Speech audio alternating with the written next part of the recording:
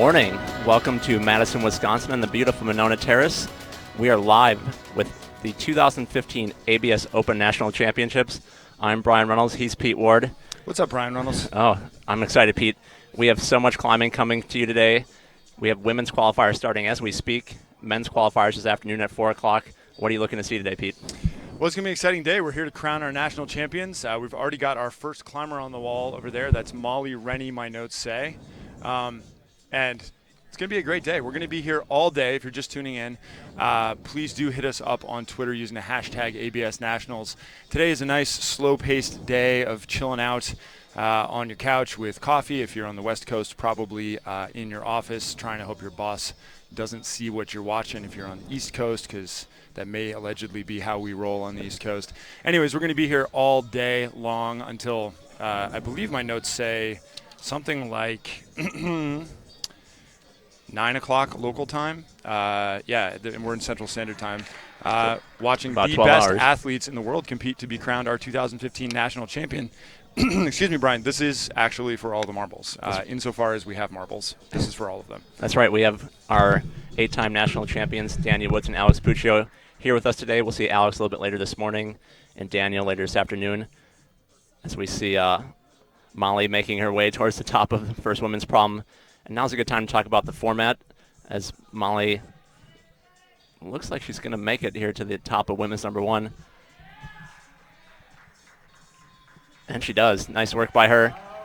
I'm really impressed by that. I took a look at that problem last night before we called it after pre-production meetings, and they did a great job of making these problems all look impossible. So to come out and be competitor number one and calm the butterflies, well done. Well done. So each competitor that comes out this morning is going to climb on a set of 5 boulder problems. They will have 4 minutes to attempt the problem as many times as they want. Mm-hmm. And then they'll have a 4-minute break, and then they'll rotate through like that, and that's how each of the competitors this morning is going to work. And if we want to talk about scoring just a little bit, the most important thing is getting to the top of the most problems. That's right. Simple as it gets. So basically each individual problem is treated as it's each in its own, excuse me, we're just getting started here. It's each own individual competition. So you are ranked according to how you do on each boulder problem.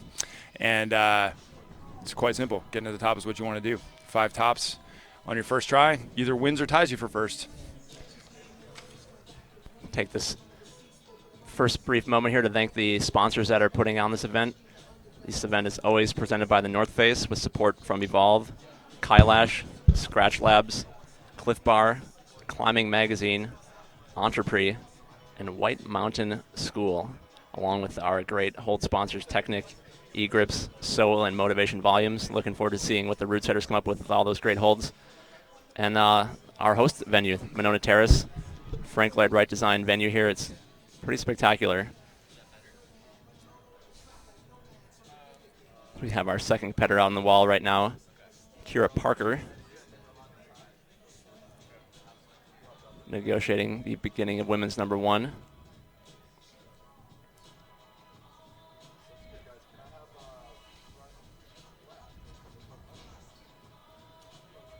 Kira's from, I'm guessing from Utah. Her home crag is Little Cottonwood Canyon. Been climbing for 6 years. Likes computer programming. I might have to talk with her after the comp's over.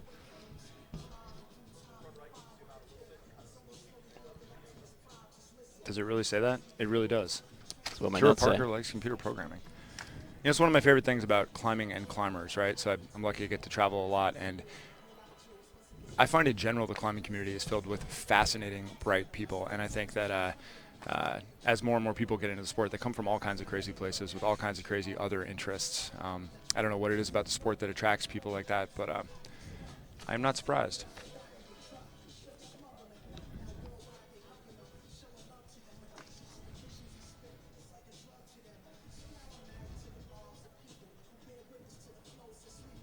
Kira's certainly taking her time there. You know, we didn't discuss this in pre-production, Brian. But we need a new tagline this year. I feel like everything was for days last year. For example, in context, if you weren't with us last year, Kira would currently have endurance for days. That would be our line. We need something new this year. We'll take suggestions at #ABS Nationals. What goofy tagline would you like your ABS 2015 announcers to say over and over again in the approximately 18 hours of broadcast time we have to fill? And is that it? There's Kira Parker. What, over and over again? Is that it?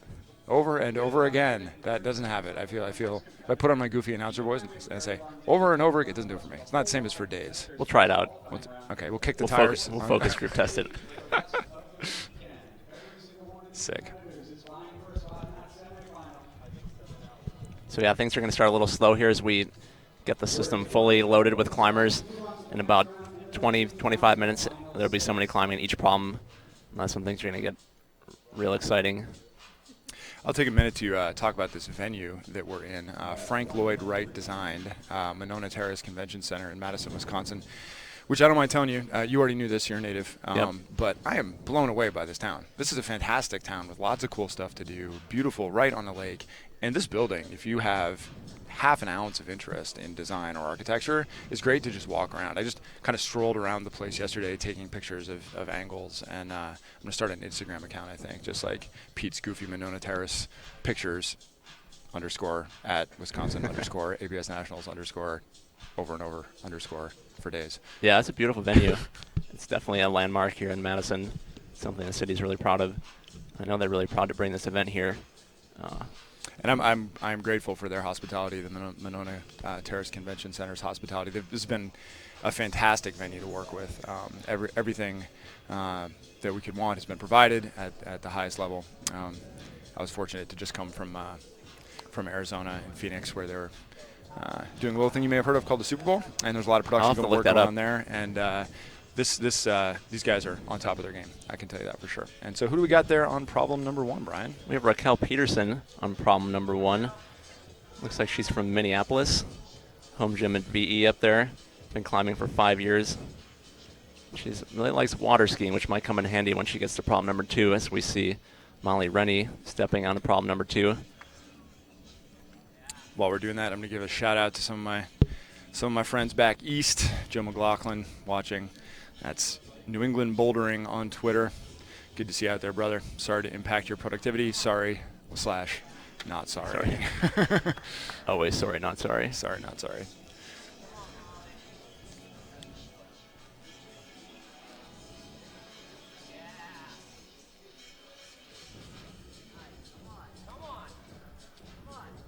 Got Raquel Peterson trying to figure out that dicey step over move. And on the left of your screen there, we'll center now.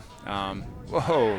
Nice. This problem, I'm really interested to see this, Brian, because we were talking to the route setters earlier, and wow, we have a completion from Molly Rennie. Nice flash. The inside dope, as it were, is that the top of problem 2 actually contains conceivably some of the hardest climbing in this round. So I will be interested to see if that means that either A, the route setters were slightly mistaken, or B, Molly Rennie is a contender for semifinals. Yeah, I think as we see some of these competitors come out, there'll be a lot of names people at home haven't heard of before, but there's definitely a lot of talent here in the Midwest, and it's going to be exciting to see who can challenge some of the more well-known names as we move through the rounds. Well, and that leads us into really what is the storyline for this entire 2015 ABS National Championships. We have climbing later today Alex Puccio and Daniel Woods, who are 8-time and reigning national champions, which it goes without saying is an unprecedented run. They have literally won more than half of the national championships that have ever been held. As you watch Raquel delicately top out number 1. How is she going to extricate herself from that situation? She just hit the eject button. This is where a good camera cut would be. Well done. Way better than I would have done it. I will say that. Good job, Raquel. Anyways, we have Daniel Woods and Alex Puccio, our 8-time national champions, having won literally more than half of the national championships that have ever been hosted. Realized that this morning on the way to the venue. It's like doing some math in my head. It's totally sick. 8 is more than half of 15. Yeah, usually most days. Most days. Anyways, and it's them against the world, really, is what it comes down to. They're the prohibitive favorites coming in, but we have all of these people, these Molly Rennies, these Raquel Petersons of the world, who you walk into your gym nowadays, and there are kids out there who are on-sighting V9, on-sighting V10, and if you can do that with the bright light shining on you, with the whole world watching online, you might have a chance to be our national champion. And that's part of what's so great about the sport, and what we talked about with Alex on the podcast we did last night, which, if you didn't see it, we had Alex Puccio and Sierra Blair-Coyle in here, and those are two very intelligent, very professional women who had a lot of really interesting things to say. It's on LT11.tv, so you can go check that out. But one of the things Alex was saying was that, at one point she was just some scrappy kid who nobody had ever heard of, and now she's the 8-time, hopefully for her, 9-time national champion. Who among, the next person to beat Alex is probably in this room. Is it going to happen this year? Is it going to happen next year? We don't know. Same with Daniel. This year, next year, are they on top of their game? And I got to say, looking at Alex is on top of her game. Yeah. I don't know. She's actually gotten better. Yeah. Daniel's been climbing outside. Daniel just did this amazing line in the Buttermilks, but is his head in this game? I don't know. That's definitely the question. Same thing was kind of in the air last year. He had been climbing outside more so before the event, and still didn't matter. He just still came and won. So we'll see what happens this year when see Danny Woods later this afternoon. And speaking of people in the building that might be taking that crown from Alex Puccio on women's number 1, we have Claire Burfine out of Texas. Claire made finals last year, won the Seco block comp in August. She's definitely one of the strongest young climbers in the country right now. See how she does on this tricky first problem.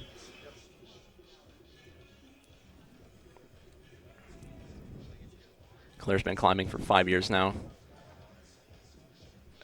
Favorite crag is Waco Tanks down in Texas.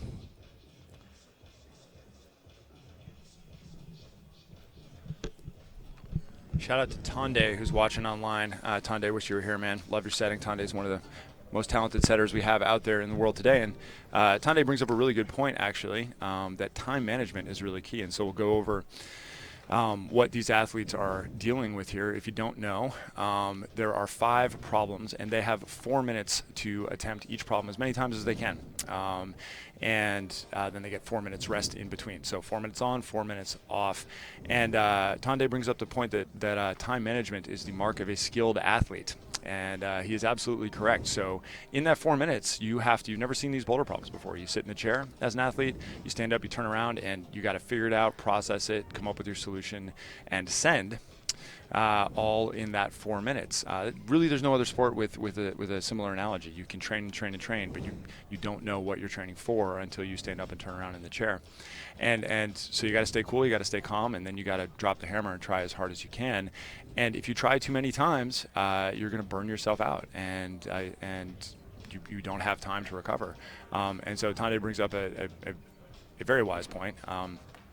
You got to keep it moving, but not moving too fast. Yeah, we can't really overemphasize the difficulty of this format, where 4 minutes is not a long time to try something, and it kind of seems like it might be. But if you go to the gym next time and go try and climb a difficult problem that you've never tried before, and you only have 4 minutes to do it, and it's a lot of pressure.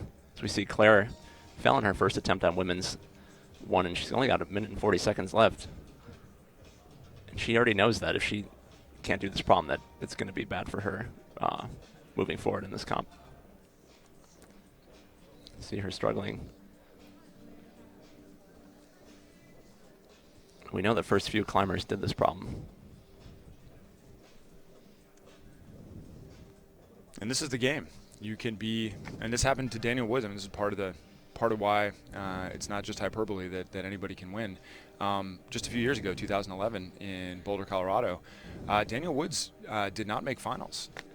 He had a very poor showing in semifinals, and that was the year that Alex Johnson won and was our national champion. And as a kid who tried hard, worked hard, and had his day. And that can happen if you lose focus for just a second. As you were saying in our pre-production meetings yesterday, Brian, it's way easier to lose this competition than it is to win it. And that's right. There's over 100 people here, and there's only going to be 2 winners. And so it doesn't really matter how hard, well, it does matter how hard you train, excuse me. It doesn't matter what you do on any day except today, and you got to perform today.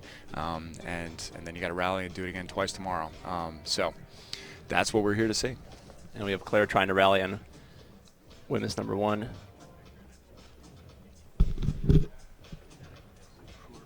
Just 20 seconds left here. Final attempts for both these women. Kira Parker coming off women's 2 and Claire not going to top out women's number 1. That's definitely something to keep our eye on here, Pete, as we move through this round. Definitely one of the early favorites. Claire Burfine did not finish women's number 1. Plenty of ground to make up, plenty of space to do it, and that's part of what we're doing. The first part of these rounds always starts a little bit slowly, but it's interesting to see what we're working with in terms of boulder problems. Are they all going to get done multiple times? Are 1 or 2 or 3 of them perhaps a little too difficult and maybe not going to get done? Seems like they're tricky enough that even problem 1, which historically is sometimes one of the easier problems, is no gimme. We get our first look at women's number 3 here in the middle of this brand new Entrepreneur wall. Molly running in to give us our first look as we see Kyra Condi, local favorite in the Midwest here on women's number 1.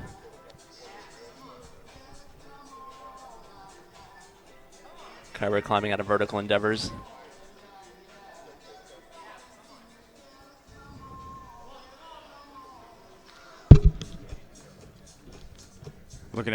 We were looking there at Molly Rennie trying to figure out that powerful shoulder move on problem 3. We'll come back to her in a minute. Kyra with the flash on women's number 1. Nicely done, Kyra. Now we're back to problem 3, just in time for Molly to finally wrap that stalactite. Big shouldery move to get up there. Definitely this seems like the problem where we're starting to test shoulder and core strength and how powerful are you. That's the type of move that I predict we're going to see a lot of people struggle on, and Alex Puccio eat for breakfast with no effort whatsoever. Looks like it should be a good warm-up for her. I don't know. Do you think that'll get her warmed up? I mean, a little bit. Yeah. One thing people in the chat room have noticed is the clock that we have on the screen this year. There's a new feature in the broadcast. That is the official clock all the competitors are working against. So keep an eye on that. Looking now at Raquel Peterson on problem 2, grappling with those volumes. In a little bit, we're going to get our head setter, Jeremy Harden, in here. Jeremy is one of the most experienced setters we've ever had here at ABS Nationals. He's been around for many, many years, and he and his team have just done incredible work putting together some very interesting-looking boulder problems. They're going to test many, many different skill sets for these climbers this morning, this afternoon, and then all day tomorrow. It's really, really difficult work, so I'm excited on Jeremy's perspective, and if you are interested in setting at the absolute highest level and you have any questions for Jeremy, please get ahead of it and hit us up in the chat room with Brian over here to my left or on the illustrious Twitters using the hashtag ABS Nationals. I am at Big Pete Ward. This is at Climbing Narc. You can also hit us up directly.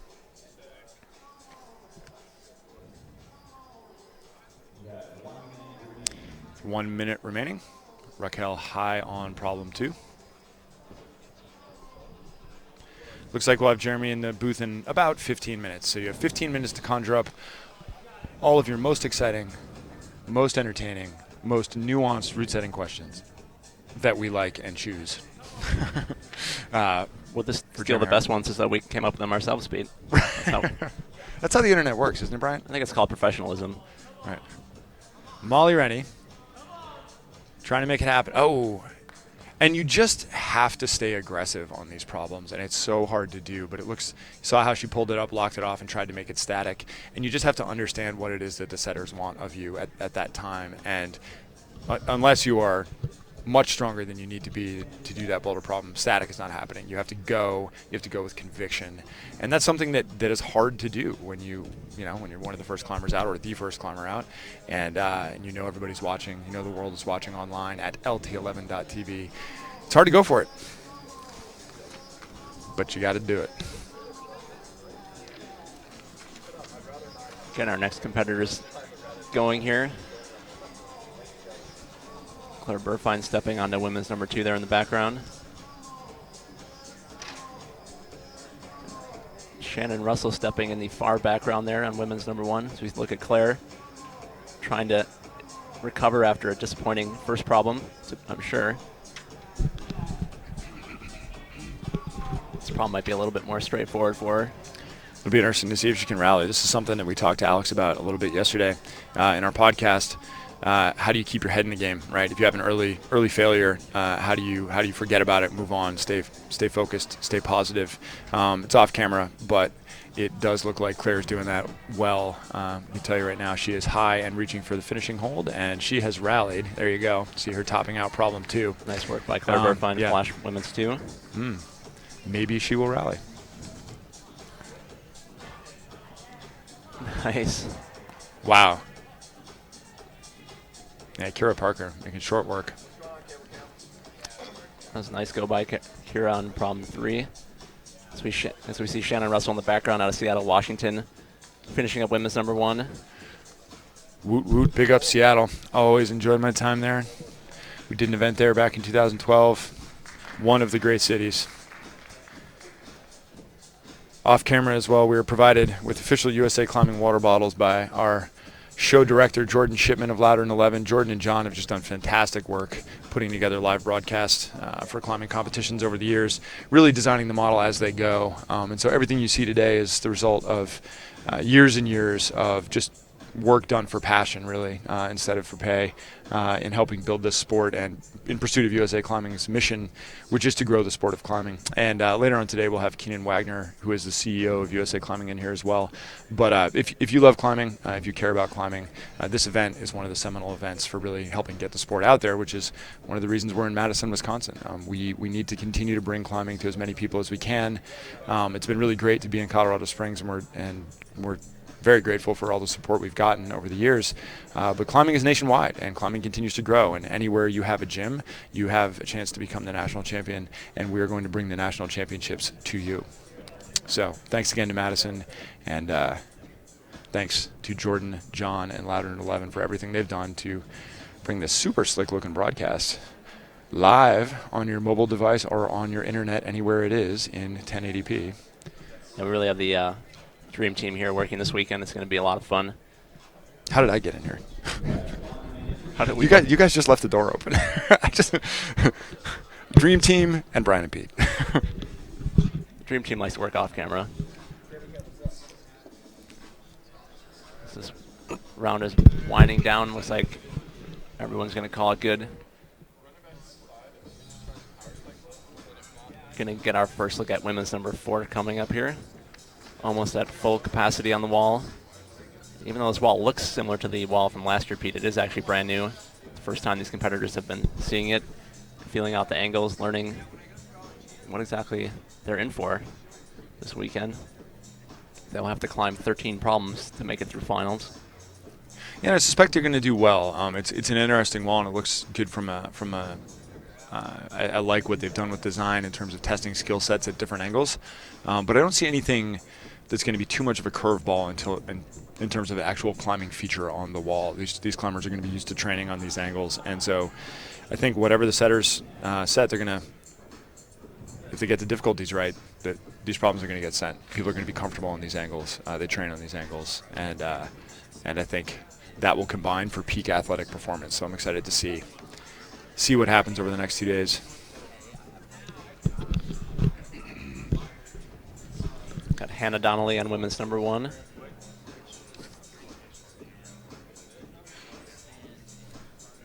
Hannah's from Auburn. Not sure where beyond that. Favorite climbing area is Bishop, so she's got good taste. Likely out in California. Don't do geography on the air usually.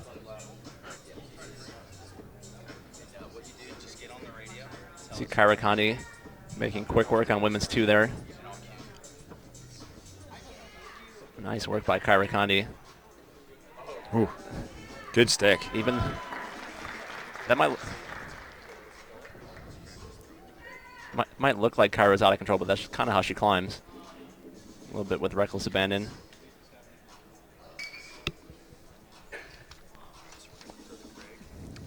All right, then, Pete, this is our first chance to go down to our sideline commentator, Craig Brzezinski, who's going to be helping us get the inside scoop from down by the wall. Let's go down to Craig. I'm excited.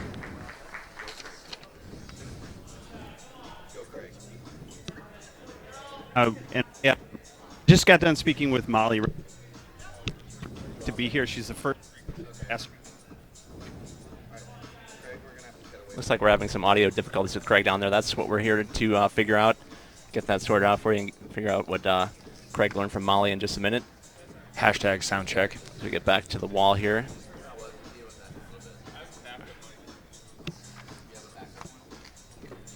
See women's number 4 on the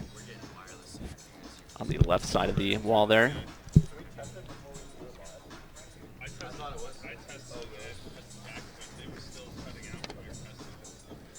Everybody resting at the same time, 'cause that's just how these things work.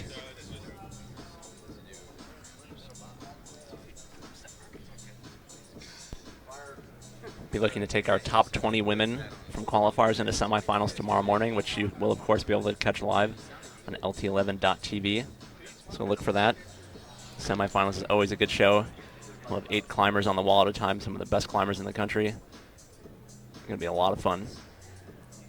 What time do semifinals start, Brian? Do you know? I believe around 10 o'clock. We'll verify that. And most importantly, the big show. Tomorrow evening, finals. We're going to crown a national champion. Top 6 men, top 6 women. That's going to be a lot of fun. That is going to be a lot of fun. I'm going to ask the internet right now what time that starts. I mean, we pretty much just sleep here, so we don't even need to know what time Right. things start. We just broadcast. Actually, literally, our hotel is attached. Like, we never need to go outside. It's very courteous of them. That's a good thing. 'Cause I don't want to say that it was cold yesterday, but I think I saw Han Solo and Luke Skywalker sleeping inside a Tauntaun outside yesterday. It was that cold outside. So we see. Well, Brian, you just can't go outside the marker. Well played, Pete. Thanks.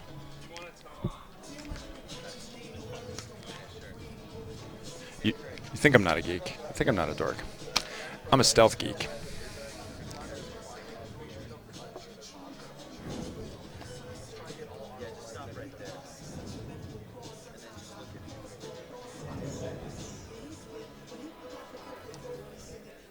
If you're looking for running orders today, you can go to absnationals.org. Get all that information. Find out when your favorite climber is climbing. Get a full schedule for the entire weekend.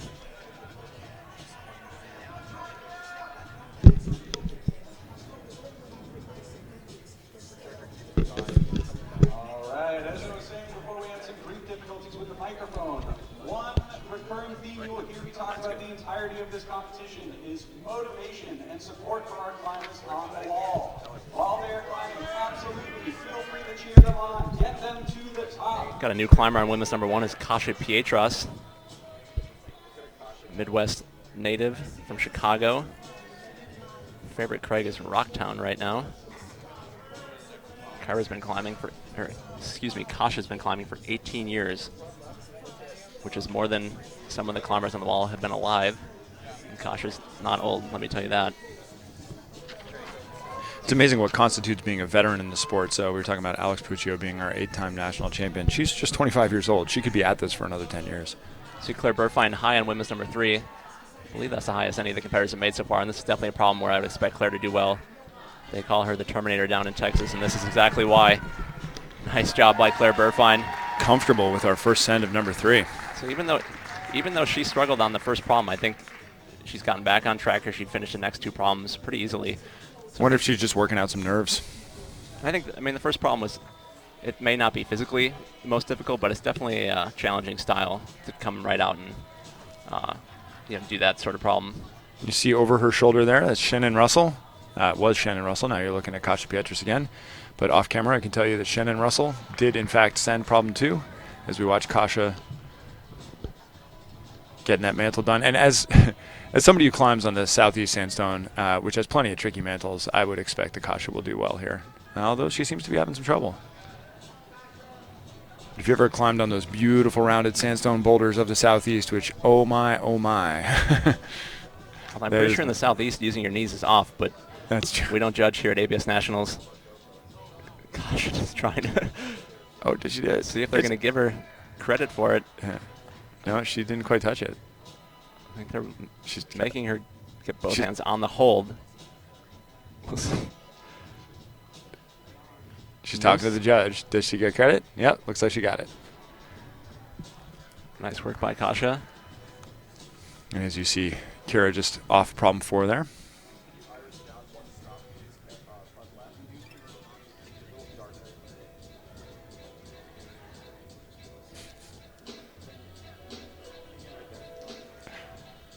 The fan clubs are alive on the internet, Brian. I know this because looking at my running order,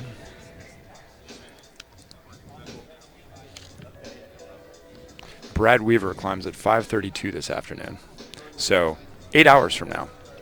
And already the Brad Weaver fan club is alive on Twitter saying we got to give shout-outs to Brad Weaver. So, I mean, high five, Sarah. Good job. Way to support your favorite climber. We are using the hashtag ABS Nationals. We will have Jeremy Harden, our head route setter, in here in the not-too-distant future. So if you have questions, again, about the thought process of setting, what we're looking at today, what kind of skill sets we're trying to test, anything else relevant to setting a national competition, please do hit us up using that hashtag or any other questions you have at all.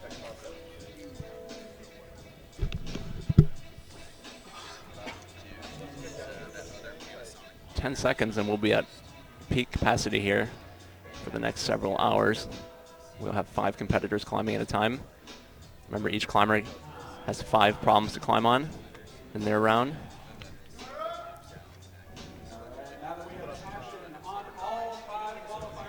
We got Tegan Wilson stepping up to women's number 1.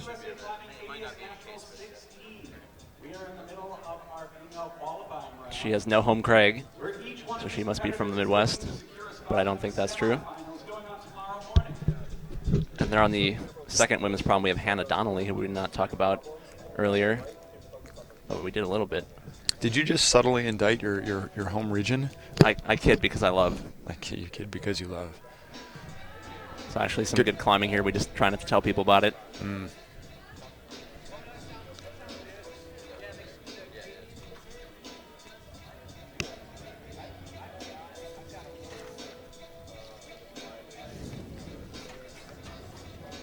Hannah Donnelly doing work on problem 2. And this is how it's going to be for the rest of the morning here. Organized chaos. 5 climbers at once. Suitable for those of us managing the ADD. Lots to look at.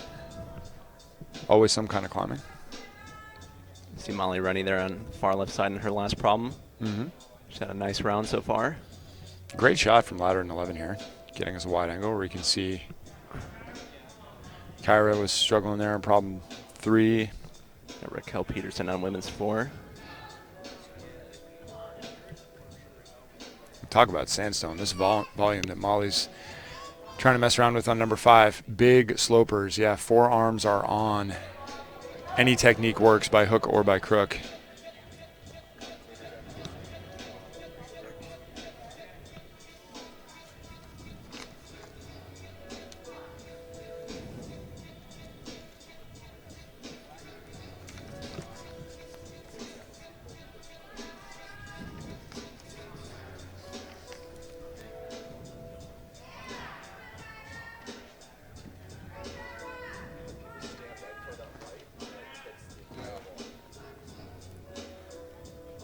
We are 9 climbers in out of 42 women scheduled to compete here today.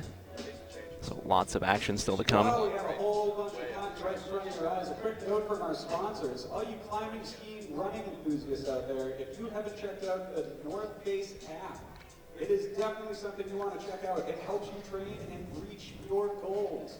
A whole bunch of cool stuff on there that you want to check out from the North Face. Never stop exploring.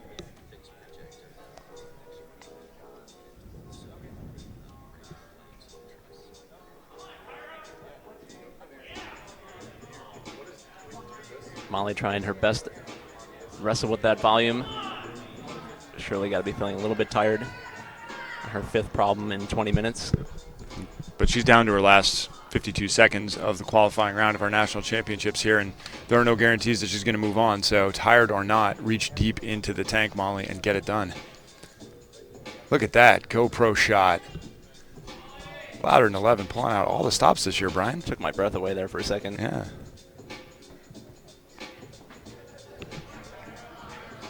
Looking forward to that angle.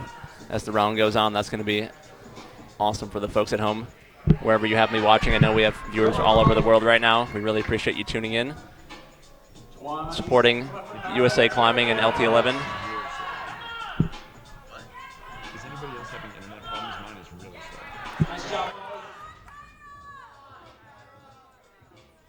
Kyra Conti, 5 seconds left, finishes women's number 3. Excellent work by Kyra. No time to spare. Wow, that was an exciting first half hour or so, Pete. Has it been half an hour already? It goes by fast. It actually is exciting. Wow. Who knew? As we get our next competitors out, we're going to take a quick break. We'll be right back.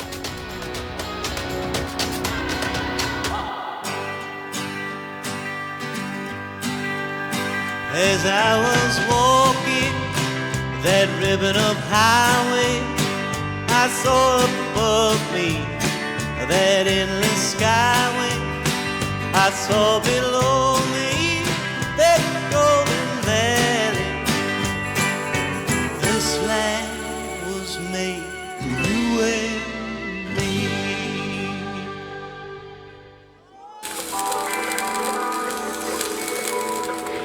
For EP, climbing walls and handholds is our business, but that's really not why we're here. We're here to enrich people's lives and introduce climbing to the world.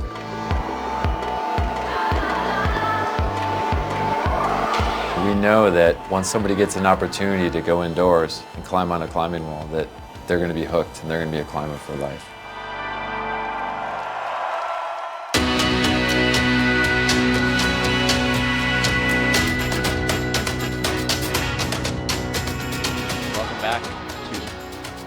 Continuing live coverage of 2015 ABS National Championships from Madison, Wisconsin. And Pete, during that break, there's lots going on. Claire Burfine and Shannon Russell both sent women's 4 and 3 respectively. Well, just nonstop action here, basically, as we see on the far right. Sierra Blair Coyle came out and finished women's number 1 style and that's there. Kasia Pietrus on number 2, climbing high. One climb to watch right now on number 2. Let's give it up for Kasia Pietrus. Whoa. Kasia doing work. It's a little hard to see from here, but those holds are really small, Pete. And Yeah. Kasia makes it look no big deal. Yeah, with style and with ease. Very impressive. So it's 2 for 2 for Kasia, right? That's right, and 4 sends out of 5 climbers on the wall right now. So.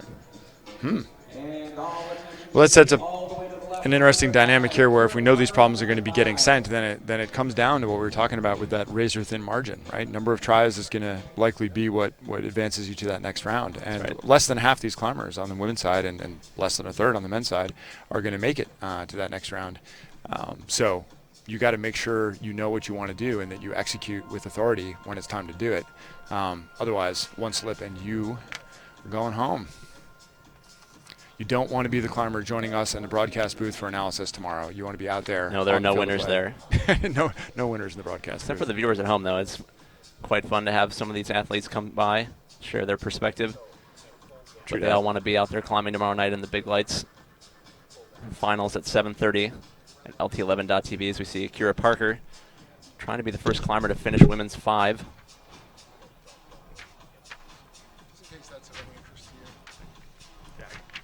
That was a nice effort by her.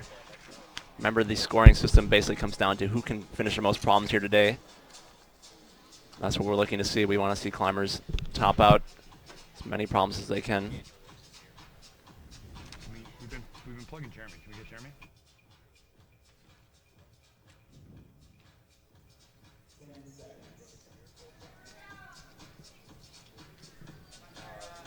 Take this quick second to remind viewers at home, if you want to get in touch with us in the broadcast booth, you can chat with us in the YouTube chat room, or you can use Twitter, tweet at us using the hashtag ABS Nationals. He's at Big Pete Ward. I'm at Climbing Narc. Let us know what you want to see more of, what you're enjoying, where you're watching from, any questions you might have. We're here all day at your service.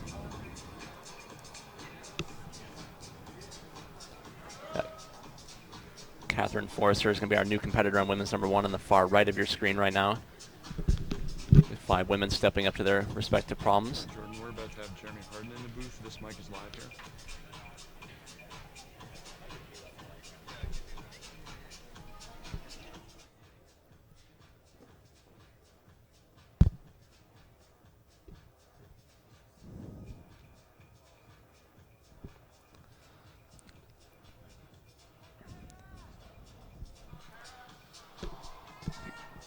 Still working out the sound details of our setup here. But we will be joined shortly by Jeremy Harden, our head route setter for these, our 2015 ABS National Championships. You see Catherine there on the far right from Knoxville, Tennessee. 22 years old. She's been climbing for 5 years.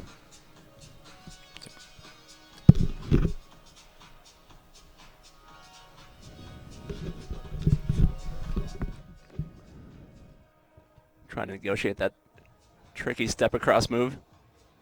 Not quite able to make it work there. See Raquel Peterson here on the far left, working on women's 5. See her using all the tools at her disposal, using her feet, using her hands. It's a lot to figure out with these holds. It's not obvious what you're supposed to do.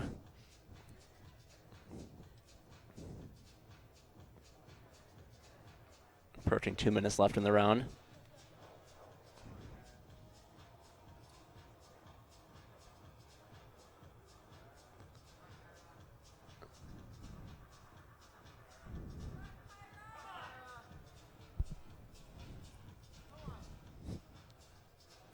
See Kyra Gandhi trying to hold the swing on women's 4 there. Not able to make it happen. There's going to be a lot of people here cheering for her this weekend.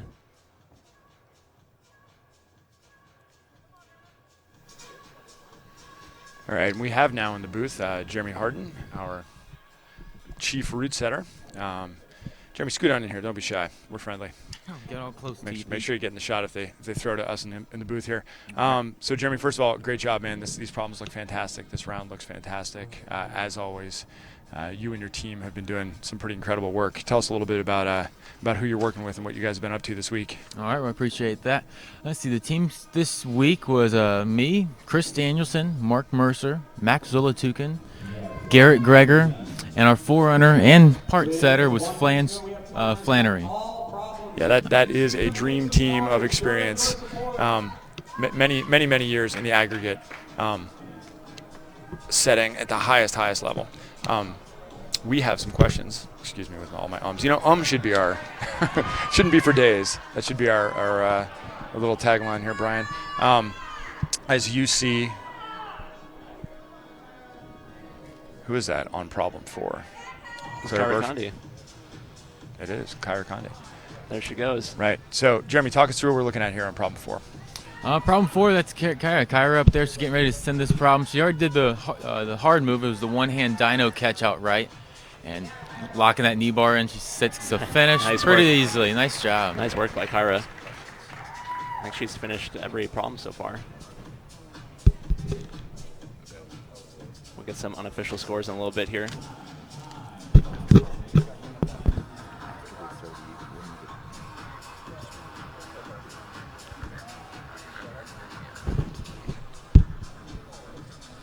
Maddie Morris stepping up to women's number 1 there.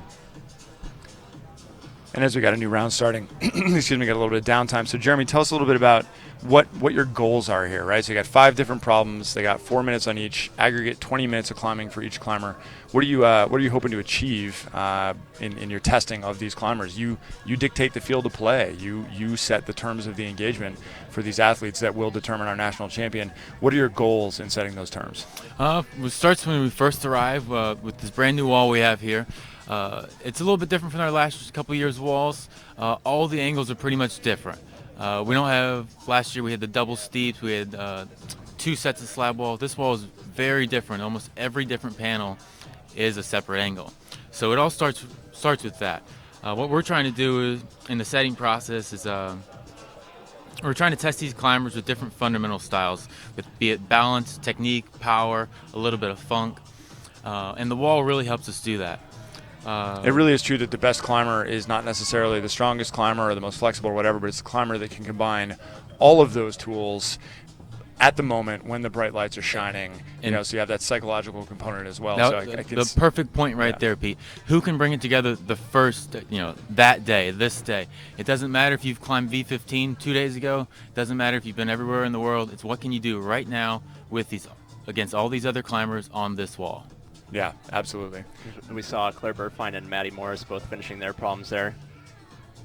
And we are watching Sarah Blair Coyle high on problem 2. Jeremy, when you guys are route setting, is it a situation where one route setter sets each problem separately, or is it a collaborative process? How does that work for you guys? The process is very collaborative. What we generally do is everyone sets the skeleton of a climb. Oh, sorry to interrupt, but Shannon Russell has given us our first one-arm moment of our 2015 National Championships. Jeremy, we got to take this in for a minute because Shannon deserves our full attention. Good Lord, what are we watching? Brian, was that as outrageous as I thought it was? I need pinch me, buddy. that was real, Pete. That happened. I just want you to pinch me. That was awesome. Shannon Russell quietly. Wow.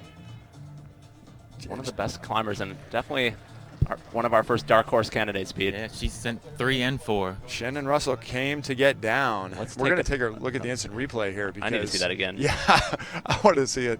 I want to see it a couple times. One arm power, I'm out of. We're 1 hour to the broadcast. I'm out of words, Brian. This is bad news. I mean, if you can do it with one arm, why not? Fair enough. You have the extra arm left over now. Now this is nonsense. So Jeremy, clearly on problem 4, strength is one of the skills you're testing. Yeah, especially on that one. That one-hand dyno catch out right. Totally different style than, say, number 1. So that was what you saw that coming. So this is a question that I think many people who are getting into it would want to know the answer to. How much of this is foreseen? How much of this is something where you're comfortable with multiple solutions? Where do you have those lines? Where do you draw those lines? So a good thing we like to say, we're trying to get away from saying the intended sequence. We don't like saying that just because these climbers are going to try to find whatever they can do to get up the wall. So the best way to put it is we try to make the best way to climb this problem what we want you to do. If you don't do it our way, that's totally fine. It's not like we failed that problem. It's just you were able to find a way that we didn't see or we didn't believe was going to be easier than the way we wanted it to be climbed. And that's kind of the beauty of climbing. You know, everyone can interpret a climb a different way, and that's what makes it a unique sport. And what makes it exciting to watch. I mean, if we were to set only one particular path all the way up and we were to see all 50 of these athletes attempt the same exact variation of that problem, it would get pretty boring. So when we have a moment, I always think back to ABS 2006 or 2007, Stephen Jeffries. There was this huge move way out right between these 2 pinches and no one was able to do it, trying to cross on these crimps, and Stephen Jeffries just dynoed, skipping everything, the whole half problem, and just sticking it. That was one of these moments that you just remember. Yeah, he would do that, wouldn't he? And sets the athletes apart. You see Mira Hawkins on women's number 1 there. Another question people had at home, Jeremy, was about these volumes. What can you tell people at home? What's the texture like? Can people grab on the edges? What is the mindset when you guys use these volumes? What are they like? Some of them are different. We've gone through a couple generations of these volumes, mostly made by Motivation volumes. Some of them are a little tacky. Others, there's not much at all. So much to the point where you can't even stand on some of these. If we're looking at women's number 2, the starting volume, that one's so much so that you can't actually have enough friction, so we added that left-hand hold for them to start. What about this volume that Kyra's on right now? The volume Kyra's on right now, that's a Delir volume, an international volume we're trying to use. We try to get it to where some of these athletes don't know these volumes. We try to give them different holds, new holds that no one's ever seen before, so the playing field's even. Test that on-site problem solving. Absolutely. Boom. So that volume she's standing on right now, the sides are the best part of it. If you're actually trying to grab the main part of the volume where her feet are, ooh, good luck to you. It's pretty tough. Nice work by Kyra Condi. A very solid round from her. Suspect we'll be seeing her climbing tomorrow. So I'm going to take a question here from Eric Kabla now here on Twitter using the hashtag ABS Nationals.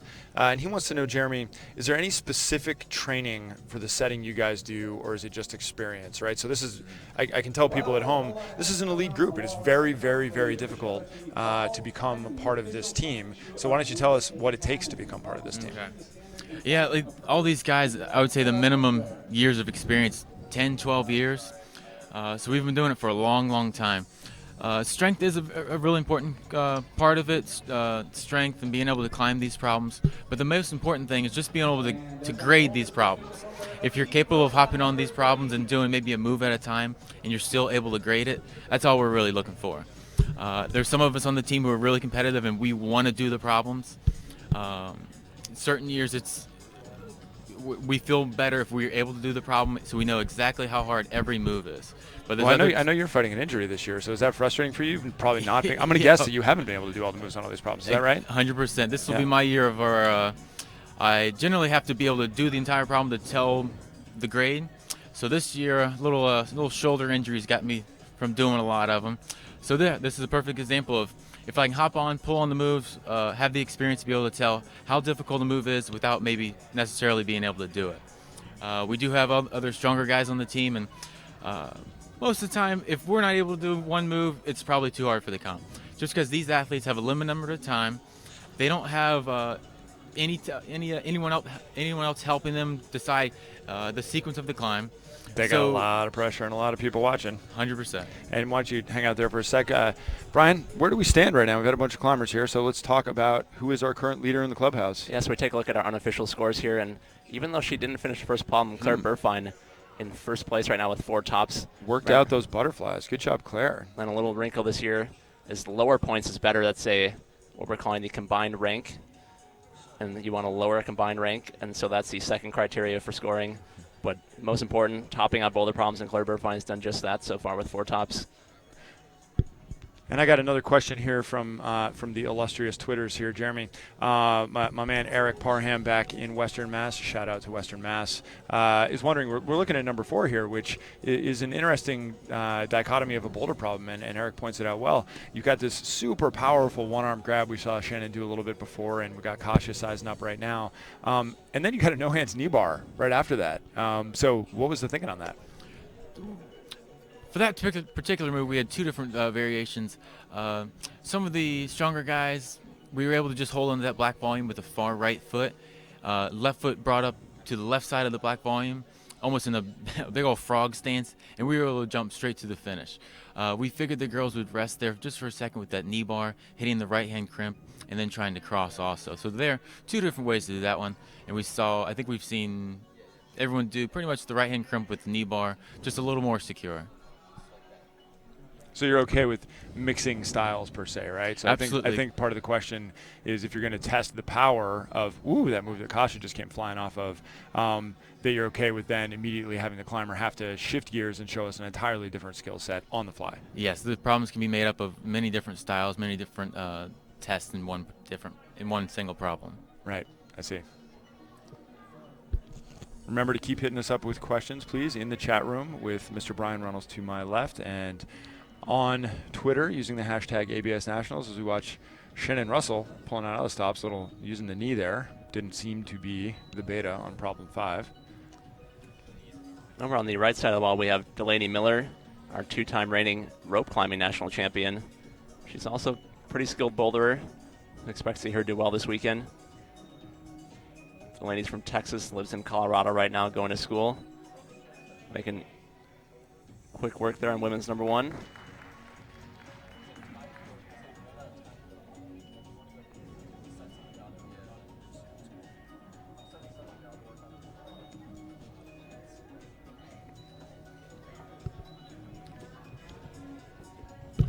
Looking at that wide pan, that's Sierra on problem 3. Curse of the announcer there, Brian.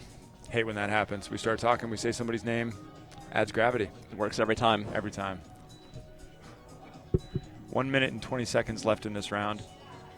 And Jeremy, I'm going to hit you with a question, man. I think you touched on this a minute ago, but as succinctly as you can, what are your goals here? So you got all these different styles. What is the best case scenario for you? What do you hope to see? What sends you home happy from a qualifiers round, from a route setter's perspective? First and foremost, there's going to be no injuries today. The whole weekend, no injuries. Hallelujah, brother. We want to keep these athletes climbing safe. After that, we really just want a fair competition for all abilities, whether it be the shortest climber out there to the tallest climber out there. We want to make sure that we're testing all different styles. We're not just giving these climbers 5 power problems. We're not just giving these climbers 5 crimp problems. We're trying to test multiple different facets of climbing, and whoever comes out on top those particular days is the winner. And there you have it, from the elite level of national setting. Fairness, safety. Keep it simple, man. Appreciate it. No problem. Thank you, Good Pete. stuff. Yeah, thanks for coming in. We're going to have Jeremy Harden in again probably later today. If you are available for your viewing public, they're going to have more questions. And thanks, then Jeremy. again tomorrow. And that perspective is invaluable. So this is the only sport where we find that the field of play changes, maybe not the only sport, but one of the only sports where the field of play changes between events so radically. And as the athlete, there is no practice. You just have to get right on the wall and perform and figure it out intellectually, figure it out physically, and get it done. It's quite impressive. Question from Jason in the chat room wondering what the temperature's like in the venue. It's a little hard for us to tell, Pete, because we're pretty much under 2 heat lamps right now.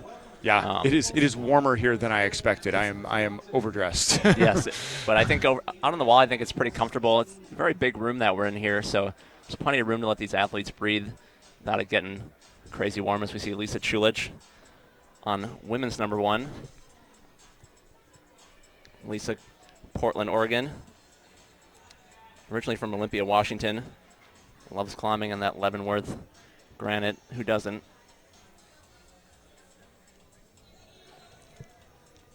Got an interesting question. Just missed the cutoff there with Jeremy from Leslie Osborne on Twitter regarding the no intended sequence statement that Jeremy had, Brian, where he said they're getting okay with anything.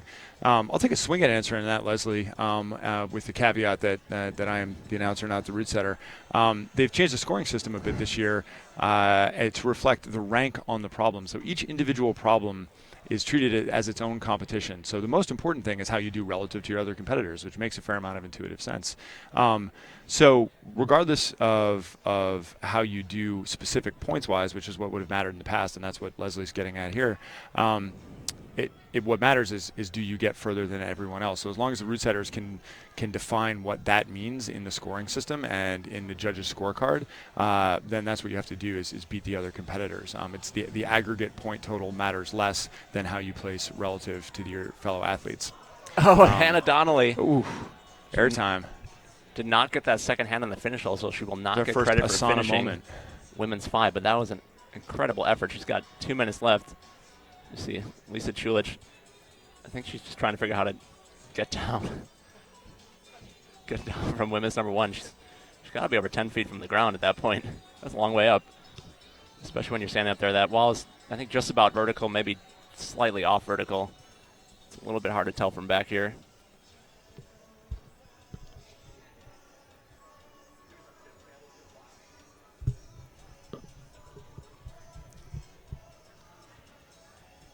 Looking around the venue, see a lot of familiar faces, Brian. It's really good to come back to this event year over year. And one name that you don't always hear, but you should. I'm looking at our chief judge, Pete Torchicolo, former president of this organization. And this is a growing sport. You know, we want to do better every year and year in, year out to grow the sport of climbing because we love it. And there are so many people whose names you never hear who put in tons and tons and tons of volunteer hours that have all of my respect because they do it for love of the game, and I'm always so impressed by what these people bring to the table. And so Pete is one of those names that you don't hear, but without his contribution, I can tell you this sport would not be as far along as it is. And there are many, many more who you just never hear about, but they love climbing and they come out and they support it.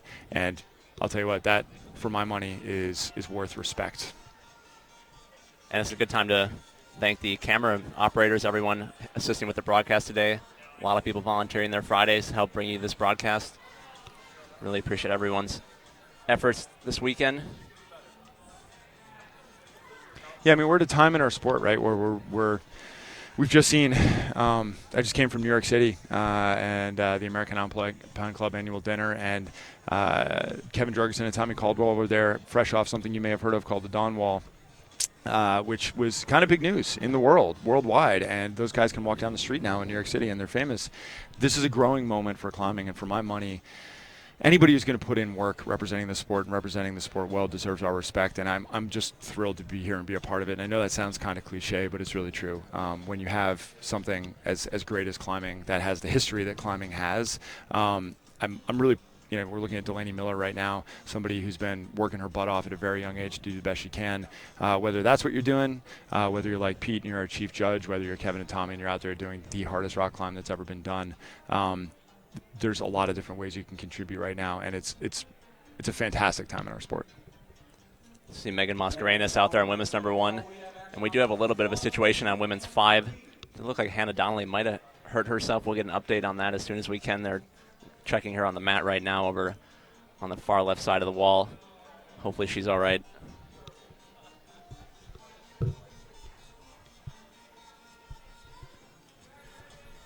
That brings up a technical situation for the other athletes. Anytime that there is a technical situation or an injury and a problem, everybody else has to wait, and sometimes they get put back into ISO. So you got to keep your head in the game and stay focused on your own success.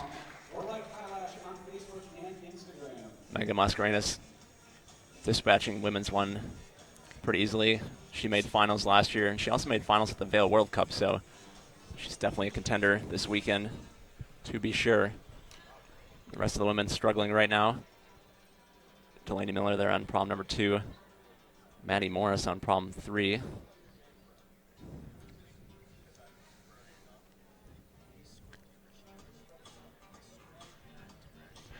If we do end up with a bit of a break in the action here while they sort out problem 5, you can go to the podcast. We had a really interesting evening yesterday evening with Alex Puccio and Sarah Blair Coyle. 2 really, really intelligent, really hardworking women who have made a career in climbing and had some really interesting things to say about the life of the professional athlete. You can check that out at lt11.tv. It was really nice to chat with both of them. I enjoyed it a lot. Yeah, it was a great conversation. See them tending to Hannah Donnelly over there. Hey, Jordan, get off that. Get off that. Get off it.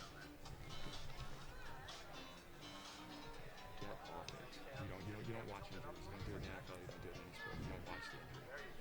We update them, but we don't be voyeuristic about it.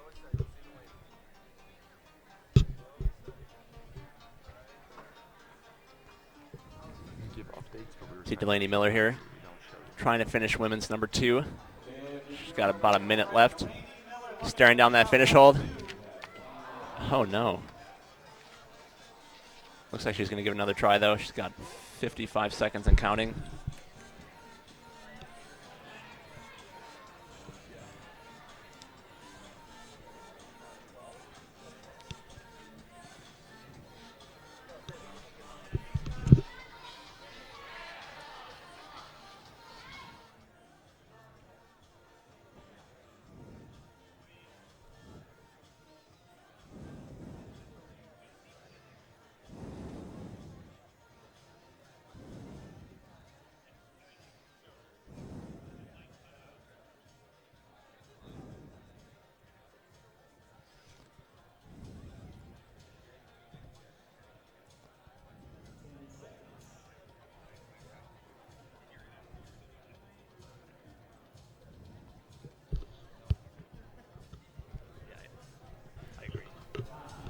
All right, Brian, I'm back from chatting with Craig, our intrepid sideline reporter.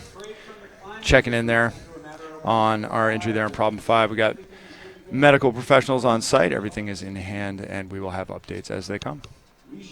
Like Jeremy said, safety is job number 1 here, and USA Climbing has done a really good job making sure that everything is done to protect these athletes. That's right, Pete. I mean, anything can happen. So you just don't know sometimes when you're out climbing.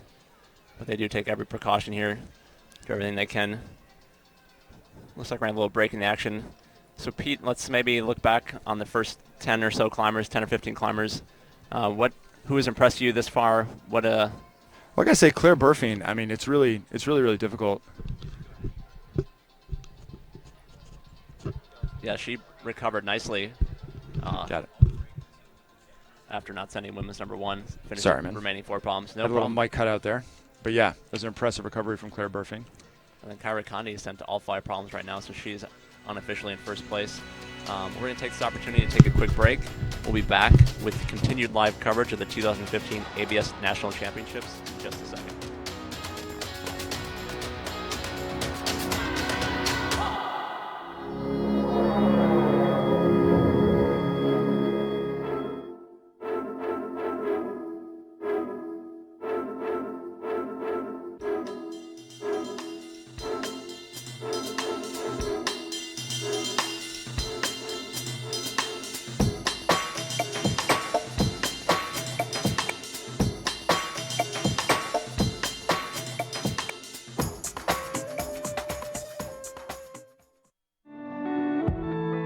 Louder Than 11 is in the business of storytelling.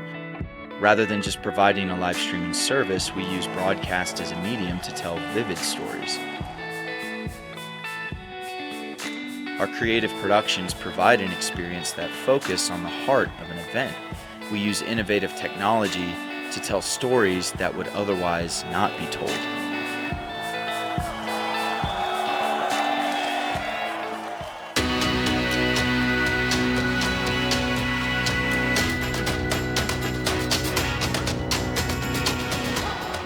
Welcome back, everybody, to the 2015 ABS National Championships. From the Winona Terrace in Madison, Wisconsin, I'm Brian Reynolds, live here with you this morning. Just getting things situated here. Hannah Donnelly looks like she had a little bit of an injury on women's number 5. She has been taken off for medical attention at this point. Hopefully hopefully she'll be okay. We'll be updating you on that as we get details, but definitely hoping that everything's all right with her. We're going to get the comp back on schedule here in just a second. We are about almost halfway through this women's qualifying round. We started at 9 a.m. and the last female competitor is scheduled to start just before noon here local time in Wisconsin Central Time. 42 women competing. And then later this afternoon at 4 o'clock we'll have about 60 male competitors coming out. Try and get one of those 20 spots in the semifinal round, where we'll whittle them down to the top 6 for finals Saturday night. Pete Ward back here with me in the booth.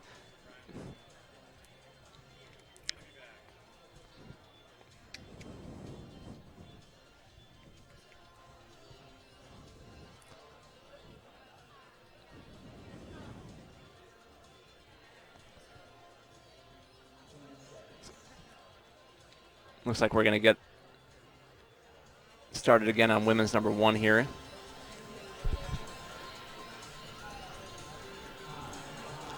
And that right there is somebody that's a familiar face if you've watched Sue Brum. ABS Nationals in the past. That is Sue Brum, From Utica, New York. a veteran of ABS Nationals. Shows up every year, gives it everything, always impressive. You can check out her blog on Northeast Comps at SueBrum.com. It looks like we're going to hold off here. Trying to get everybody back on the same schedule here after that injury. Threw the schedule off just a little bit. Yep, and Trying to keep it fair for all the competitors. we'll check in and get you updates there as we can. We have just over 3 minutes remaining until hopefully we will get the next round of climbers on the wall. We appreciate your patience during this time. Remember, we're going to be here all day, so please do let your friends know. Tune in to LT11.tv. Check in throughout the day. A few notable names. We got Angie Payne coming in at 10:12 local time, starting out.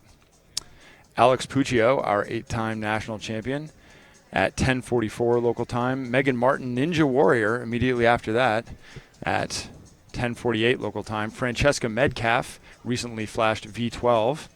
That's at 10:56 local time. Almost flashed. Almost flashed? Uh-oh. Do we have tell me. What do you know? Well, if we want to get technical. She It sounds like you want to get technical. Well, I think just to be clear, she had done half the problem previously, but it's still, I mean, anytime anybody climbs V12, I find that really impressive. But we do have crazy rules in climbing. Some people have different interpretations. But, So let's interpret something new. Let's interpret the scoring update. Do we have a scoring update, or is that going to be coming shortly? I just heard something in my ear. I feel one coming. I feel It's like a cold breeze. Oh, there it is. There it is. And look who's in first place. Kyra Condi Wow. finished all 5 problems. Puts her in front of Claire Burfine and Molly Rennie. In the ranking here, it goes by tops and then by the lowest number of points. So Kyra's in first place on strength of her 5 tops. And there's still a lot to come here, though. A lot more scores to be entered. And Yeah, we're not at a place where we can have a representative sampling yet. We don't know if 1 top or 2 tops or 4 tops is going to be enough to get you into semifinals. And so the athletes just got to continue to do their best. Looking down through the running order, notables, Ronnie Dixon in at 4:04 p.m. I'm looking at the men's running order now, and Ronnie's interesting. We're going to be talking to him about USA Climbing's paraclimbing initiatives, and he's got a lot of interesting things to say about that, something I'm personally really excited about. Michael O'Rourke, always one of our most entertaining climbers to watch, at 4:24. Former finalist right after him, Peter Dixon. Moving on down the list, Brad Weaver, our route climbing national champion, at 5:32 p.m. local time. Again, we are on Central Standard Time. Rob D'Anastasio at 6:12 p.m. So you can spend your evening with us, particularly if you're on the East Coast, but West Coast, Denver, wherever you happen to be. Pour yourself a glass of wine, listen to the sweet sounds of the Climbing Arc, and I talk about rock climbing, or you can mute us entirely and just enjoy the show. Paul Robinson will be at 6:16. Our 8-time national champion, Daniel Woods, at 7:32. And Josh Larson and Ian Dory will finish the day. That will be entertaining at 8 and 8:04. And with that, our female qualifier round is back underway. We're back in action, Pete. Brian, we're always in action. That's right. Do a quick run through who's on the wall right now. We have Sue Brum on the far right side of the wall there. We also have Lisa Chulich on women's 2. Mira Hawkins, women's 3. Sierra Blair Coyle on women's 4. And Kasha Pietras on her 5th and final problem in this qualifying round. This climber's got a little bit of an extra break there.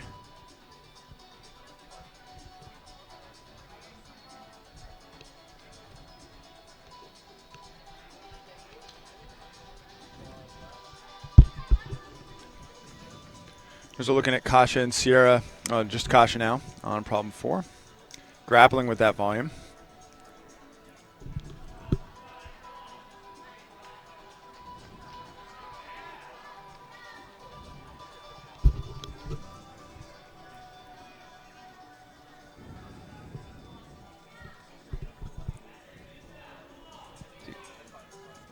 Kasha one move from the finish there.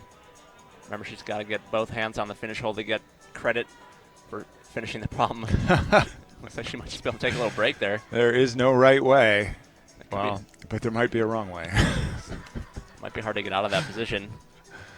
Might be. Losing the power in your legs. See if she can shimmy her way over. Finishing the round just like she started it. Kasha Pietras finishing women's number 5. Nice job by her. Yeah, and a reminder of what the stakes are for figuring out a way to do that, regardless of how you do it. This is for our national championship. This is every point matters, and again, we don't know what it's going to take to get into the next round at this early stage of qualifiers. So good that she was willing to do it however it needed to be done. And that's just what Jeremy was talking about, that, these problems are a little bit open to interpretation, and we've seen a lot of different methods from each of the climbers so far.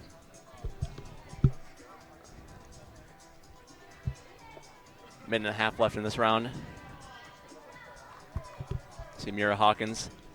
There's a look at Sarah step up on her second to last problem. Again, I encourage anybody who's interested in the business of pro climbing and what it takes to be a pro climber. If you're interested in learning about some of the nuance of digital marketing and social media, to check out the podcast we did with Sarah yesterday. A really bright young woman who works hard at building her brand and on the business side of what it takes to be an athlete. It is a business. It is a job. It's not something that just comes to you. And she does it better than most, in my opinion. I was impressed by how articulate and thoughtful she was on the work that she does. So I encourage you to check that out at lt11.tv. See Lisa Chulich here on women's number 2. Speaking of impressive. Lisa out here from the West Coast.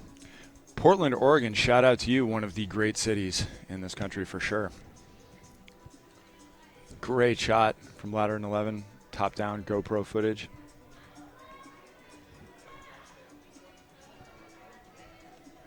Oh.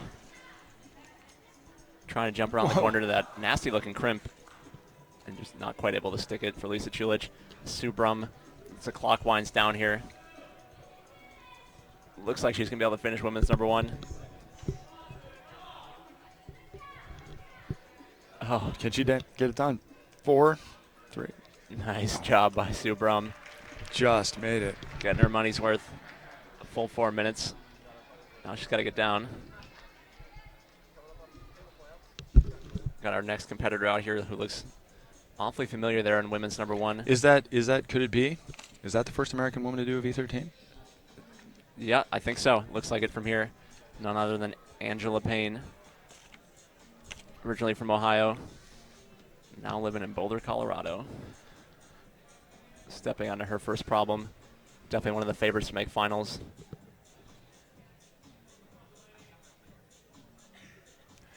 I remember 2 years ago, Angie had just a fantastic showing, and she came in, I believe, second place, didn't beat Alex, but gave her a run for her money. And I just remember talking to her after that event, and she just seemed completely spent, but also a bit euphoric from the effort. I mean, she had just left everything on the field, and she had given the greatest champion we've ever had in our sport a complete run for her money. And what impressed me the most is how Angie just seemed so comfortable with that effort. She knew she had given 100%, and she was comfortable with where she placed as a result. And I, of course, respected her for her ability, but I was very impressed by her character and her approach to the game at that moment as well. I just can't help but root for Angie a little bit as we're looking at Megan high on problem 2. Yeah, Megan made that look pretty easy. Megan Mascarenas, 2 for 2 so far. She's definitely a favorite to make finals. Ironically, Angie's been climbing longer than Megan's been alive. 19 years climbing for Angie Payne. Angie's Seems like she's been competing since. Is that true? Like since the internet was around. I don't know.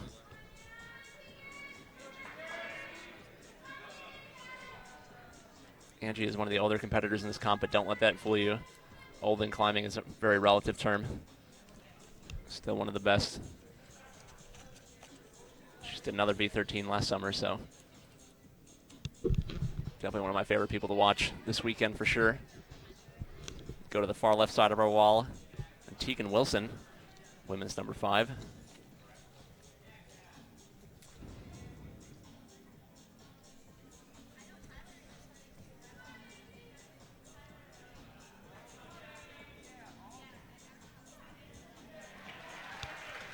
Angie Payne showing her comfort and experience after 19 years. Probably a few less butterflies coming out of ISO, I would imagine. I would hope so. Angie's definitely a seasoned competitor. She's used to this. It's her idea of fun. See Delaney Miller negotiating this really powerful section on women's 3. Even though it's powerful, she's still doing the Delaney Miller style, slow and in control. She does not care. Yeah, there is no right way as long as you're getting to the top. Curse of the announcer. She can feel the camera on her. I will say that a lot of times climbers of that, you know, if you want to be good at climbing routes outside, efficiency is key, right? You, particularly with modern cutting-edge routes, they are difficult all the way through, and so you need to be as efficient as you can in your route climbing style. Transferring that into bouldering, you're going to be on the wall for 15, 20, 30 seconds tops. It's maximum power, maximum aggression, and if Delaney's not going to be able to develop that, she is going to have a hard time competing with Alex, and she certainly has the skills, you know, on a longer route to obviously be climb at the highest level, which she has done in routes. But bouldering, it's a different thing entirely. Speaking of climbing at a high level, stepping up to women's number 1 is Grace McKeehan. She was another one of our finalists last year. It was her first Open Nationals last year. First year she was eligible, so she's definitely one of our younger competitors. Someone to look for as we go through this qualifying round. Pretty good chance of making it to semifinals tomorrow. And once again, a reminder that it is the top 20 men and top 20 women that are advancing to semifinals. So that is approximately 1/2 of the women's field, 1/3 of the men's. And although we do have live scoring updates none of these athletes currently on the wall know where that cutoff is going to be. So all you can do is your best. All you can do is leave it on the field as we watch Lisa Chulich grapple with that really weird heel toe cam, turning it into a drop knee. It's unclear exactly what the intended sequence is there. And Lisa's really struggling with it. She's got plenty of power, but can't seem to decide how to attack the problem. I think she's got to kind of pick something and go with it. Yeah. Like She wasted a lot of energy there. Oh, wow. God. But apparently she's got energy left. That was impressive. Yeah, she's got plenty of time, 2 minutes and 42 seconds remaining, but she's going to have to make a decision next time she gets on the wall and just go for it. So we watch Sierra trying to – I believe Sierra's not topped the problem yet, and this is her last opportunity. Got plenty of time, only 3 moves to go, but she's going to have to get something done if she wants to advance to semifinals, I think.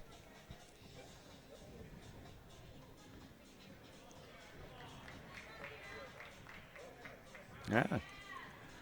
Sierra's another one of these climbers who at a young age, she just turned 21 last week, has been climbing for a long time. She told us 12 years yesterday. So showing some veteran savvy there, finding new solutions on the fly, keeping her balance and finishing problem 5. So Sierra staying cool, staying in the game. We'll see if that's enough. Yeah, that was a very solid round by her. Like you said, though, I don't know how many tops she got. She looked strong in all the problems, though. But tops are what matters most in the scoring system. We'll have to see how that plays out. Well, tops and rank relative to your other competitors, right? So obviously top is the best you can do, but how did everyone else do? And we'll see how that problem number 5. Seen a lot of people up high on that. Problem 4, which I believe was sort of the inside skinny that we were getting from the setters, may be the actual hardest problem here. Yeah, it certainly looks the most physically challenging, but really all the problems look kind of hard. Yeah, fair enough. She's got a little bit over a minute left in this round. We're about halfway through this women's qualifier round. 42 women scheduled to compete here this morning in Madison. Brian Reynolds and Pete Ward here bringing you live coverage all day and all night this weekend. And we were really fortunate to be able to do it. And I was talking before about the growth of climbing and what an exciting time it is in our sport. And that doesn't happen without all the work of the people in this room. It also doesn't happen without our sponsors, who are exceptionally grateful for making this whole event happen. And starting at the very top of the list, the North Face, Never Stop Exploring, who have been USA Climbing's partner for as long as I can remember and really helped to make this event everything it can be. We also want to thank Evolve, the official shoe of USA Climbing. They're made in the USA and they're pushing the standard in climbing. Kailash, an official partner of USA Climbing and the IFSC. Scratch Labs, Cliff Bar, and of course the Madison, Wisconsin Monona Terrace venue that we are in here is gorgeous. Climbing Magazine, Entrepreneur, whose amazing wall we're looking at right here, and the White Mountain School, and our hold sponsors, of course, Technic, eGrips, So Ill, sorry guys, and Motivation Volumes. Everyone on that list has contributed a tremendous amount to helping grow the sport of climbing. And so if you support climbing, there's a direct line between supporting those brands and seeing the sport and these opportunities for these athletes grow. Yeah, it wouldn't be much of a comp without holds, so we've got some of the best, most interesting holds, some of the best setters in the country and in the world, really, putting things together for us. So I'm really excited to see what they come up with. We've got a lot more climbing to see, and this round has been really exciting so far. Really nice, diverse set of problems that we get to see these competitors on. See Rachel Myers stepping up to women's number 1. Let's see what we know about Rachel. Favorite Craig is Rocky Mountain National Park. She's 19 years old. Been climbing for 8 years. Loves photography. Brian, I have a question here from Katie Hetrick. Where is the live chat? Tell us where the live chat is. Where can you go if you want to engage people and chat about what we're looking at right here? You can go into YouTube. You go to lt11.tv and you can find the YouTube video there. Get on the chat. Let us know who you're cheering for. Talk with everyone else that's watching at home. Let us know where you're watching from. We see Megan Mascarenas making quick work of women's number 3. She's now 3 for 3. Making it look easy nice so job, far. Megan.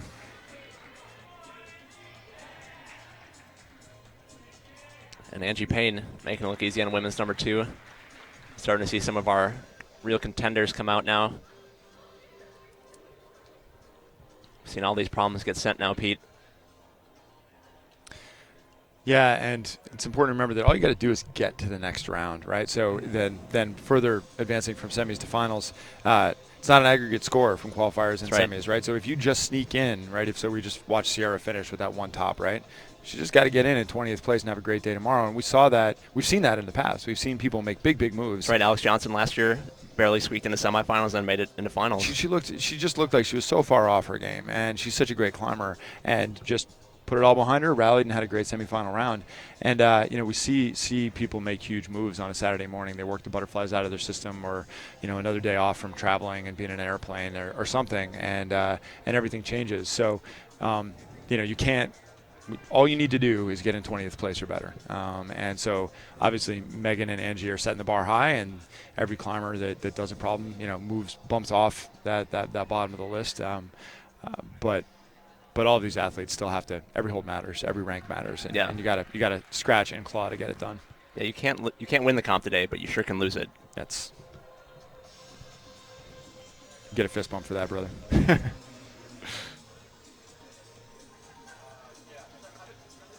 A little bit less than a minute left in this round. Got Mira Hawkins trying that Burley fourth problem. See if she can figure out the sequence.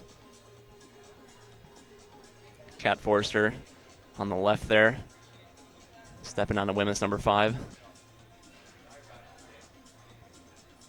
Not going to happen for Mira, it doesn't look like. She's got 30 seconds left.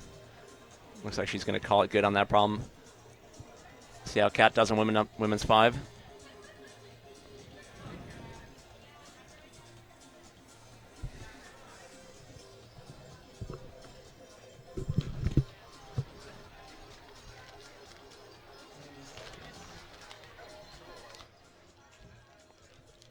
Be sure to keep checking absnationals.org all weekend for official results, running orders, event updates, all the information you need for ABS Nationals. Any questions you have about schedule being answered there. That's where we go when we have questions. We got our next competitor out there, Kayla Liu.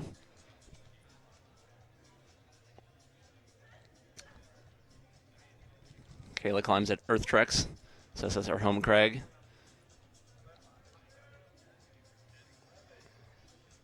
Really loves running and traveling.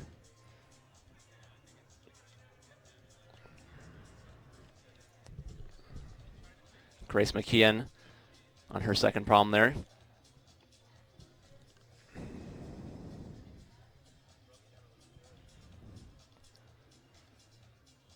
See Delaney Miller again. Like, just her style is so impressive and so different. Well, it's such a test here of her style versus the route setter's creativity, right? So we saw what Shannon Russell did here, and we had Jeremy in the booth, and that's what they not what they saw coming. That's unbelievable. Delaney Miller, there is always a way. Oh my! That was the most exciting slow move I've ever seen climbing. That was incredible, and particularly opposed to again what we saw from Shannon Russell. Yeah, remember she caught that move flying away from the wall with one arm. Yeah, I think I said Shannon Miller a minute ago. That's what I meant. Shannon Russell of Seattle. Just an amazing difference between Shannon's approach and Delaney's approach.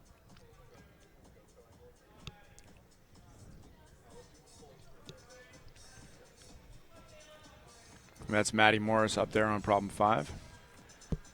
We got the top-down view of Delaney. She could comfortably hang out there all day. The crew this year has really outdone themselves. Some of the camera angles that we have for you going to make for a great show. Delaney Miller just took over 2 minutes to climb the most powerful problem in the comp. That was incredible. That was incredible. It's just a 13-plus crux. It's not a big deal. I mean, why not chalk up on every hole? Might as well just stop and clip if you can. Yeah. To Kayla Liu, back on women's number 1 there.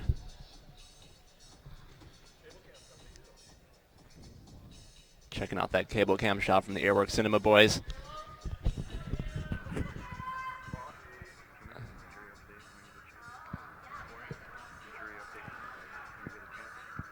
Looks like Kayla's going to top out women's number 1. Nice work by her.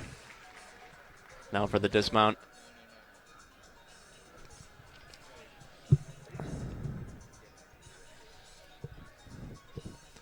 A lot of people in the chat room pointing out that they remember seeing a lot of these competitors on the U circuit. Some of them still are on the U circuit, and it is cool to see them progressing and competing against some of the, I would assume some of the climbers they looked up to over the years, like Alex Puccio, Angie Payne.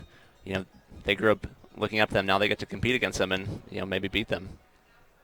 That's a whole other added dimension, right? Like, how do you step on the field of play against your hero? That's got to be tough. It's got to be pretty cool.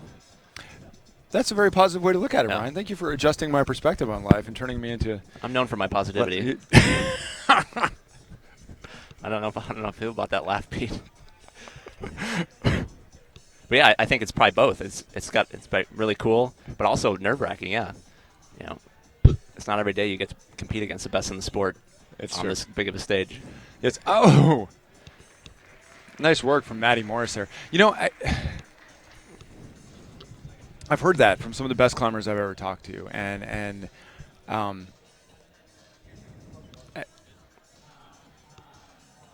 the fact that you can step onto the field of play here against one of them once used a tennis analogy. He said to me, you know, I can train all my life, and unless I started at a very young age and got very lucky, I'm never going to play Pete Sampras, you know, or Rafa Nadal or somebody like that in tennis. But if you join USA Climbing and you go to your local competitions and you work your butt off and you do well and you get to regionals and you get to divisionals, you can qualify for nationals and you can come here and climb against your hero. And conceivably, one day, Brian, you Yes, me. could be the national champion. Is there somebody behind me? No, just you. Oh. I'm only looking at you. It's just you and me in this booth, man. It gets lonely.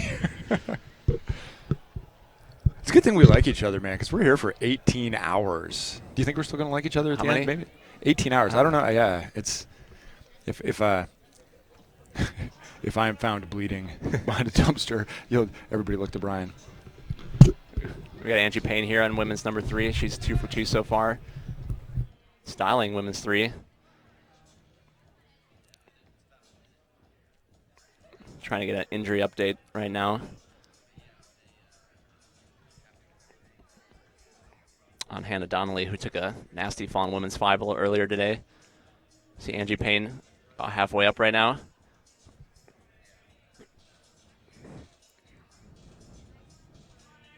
And just to her right, that's Rachel Myers on women's 2.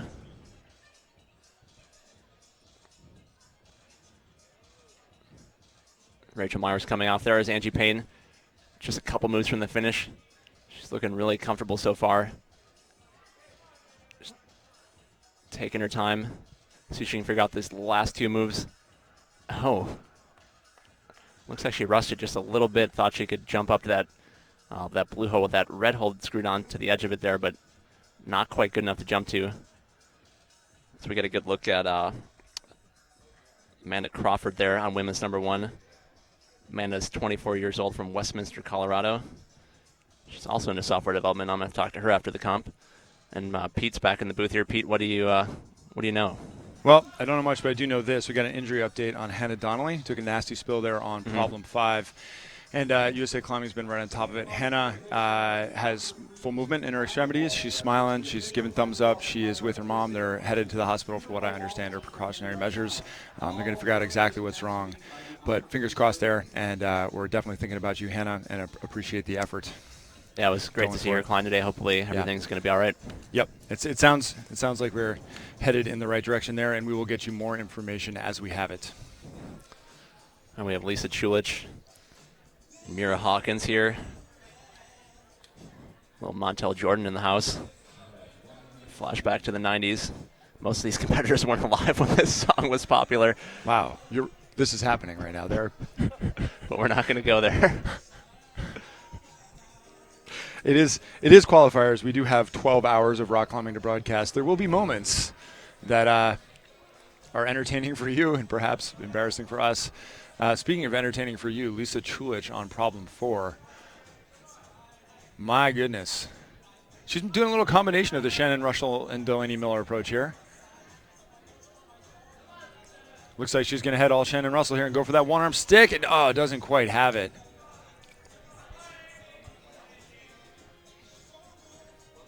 Angie Payne on problem 3. And if you just enjoy the craft of climbing, you just got to enjoy watching Angie climb. She's got all the tools. She's got power. She's got technique. She's got experience.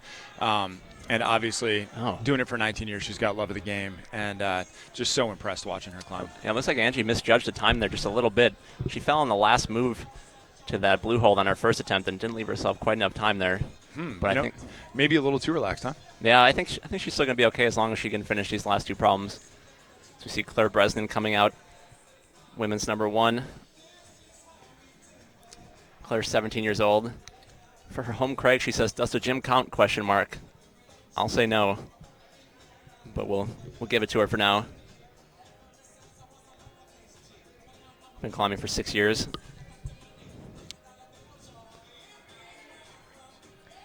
See Megan Mascarena stepping up in the middle of your screen there to that blue problem. She's finished all of her previous 3 problems with relative ease this far.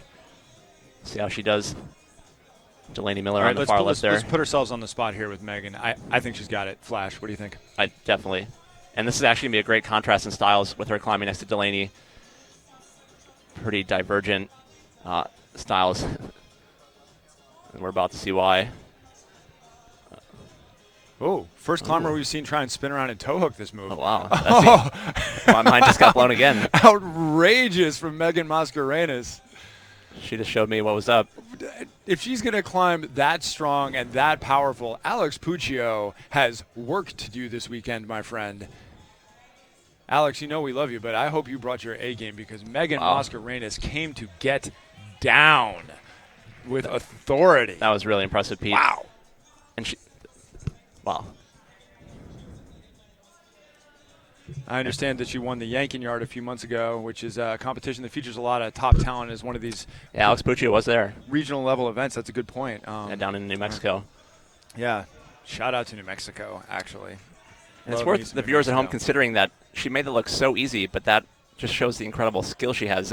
As we've seen the other climbers struggle on it, and she just walked right up to it, and there's not even a problem. Yeah, and there's nothing easy about that problem, despite the fact that she made it look that way. That's one of the deceiving things about climbing, right? When the craft is done correctly, it doesn't look hard, and it's epically difficult.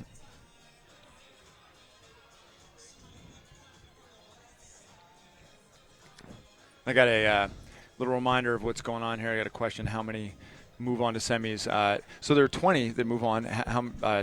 In each gender, 20 men and 20 women that move on to semifinals tomorrow, and then 6 that move on to finals. And what is at stake is nothing less than being crowned our national champion for 2015, which you can take with you the rest of your life. No big deal. Just a little thing called being the best. Take home the Alex Puccio Daniel Woods Trophy. Delaney Miller still on women's 4. Yeah, is this her first attempt still? I don't even remember. It happened. It was so long ago that she started. Good. Wow. Grace McKeon in the middle there. Women's number 3 on the steepest part of this wall. And Kayla Liu. You're looking there on problem 2 with 42 seconds remaining. Shaking out.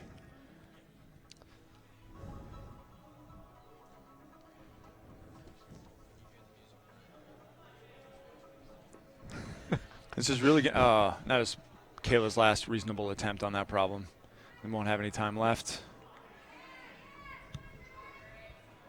Grace McKeon. Oh, and our last climber on the wall here, Delaney Miller, for this period. 10 seconds remaining.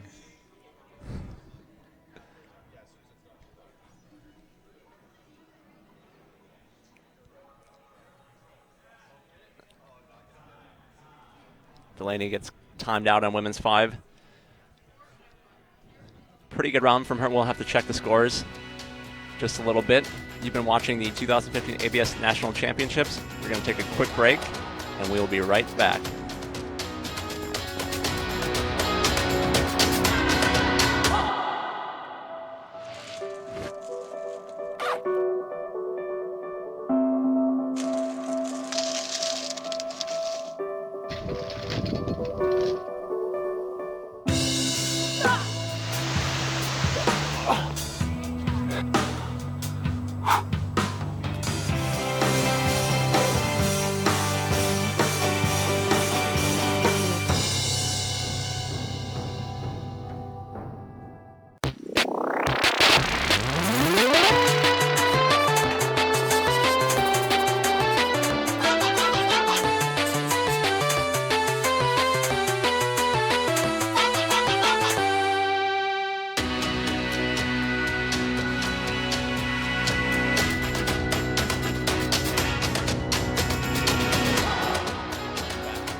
2015 ABS Open National Championships, live from Madison, Wisconsin in the Monona Terrace.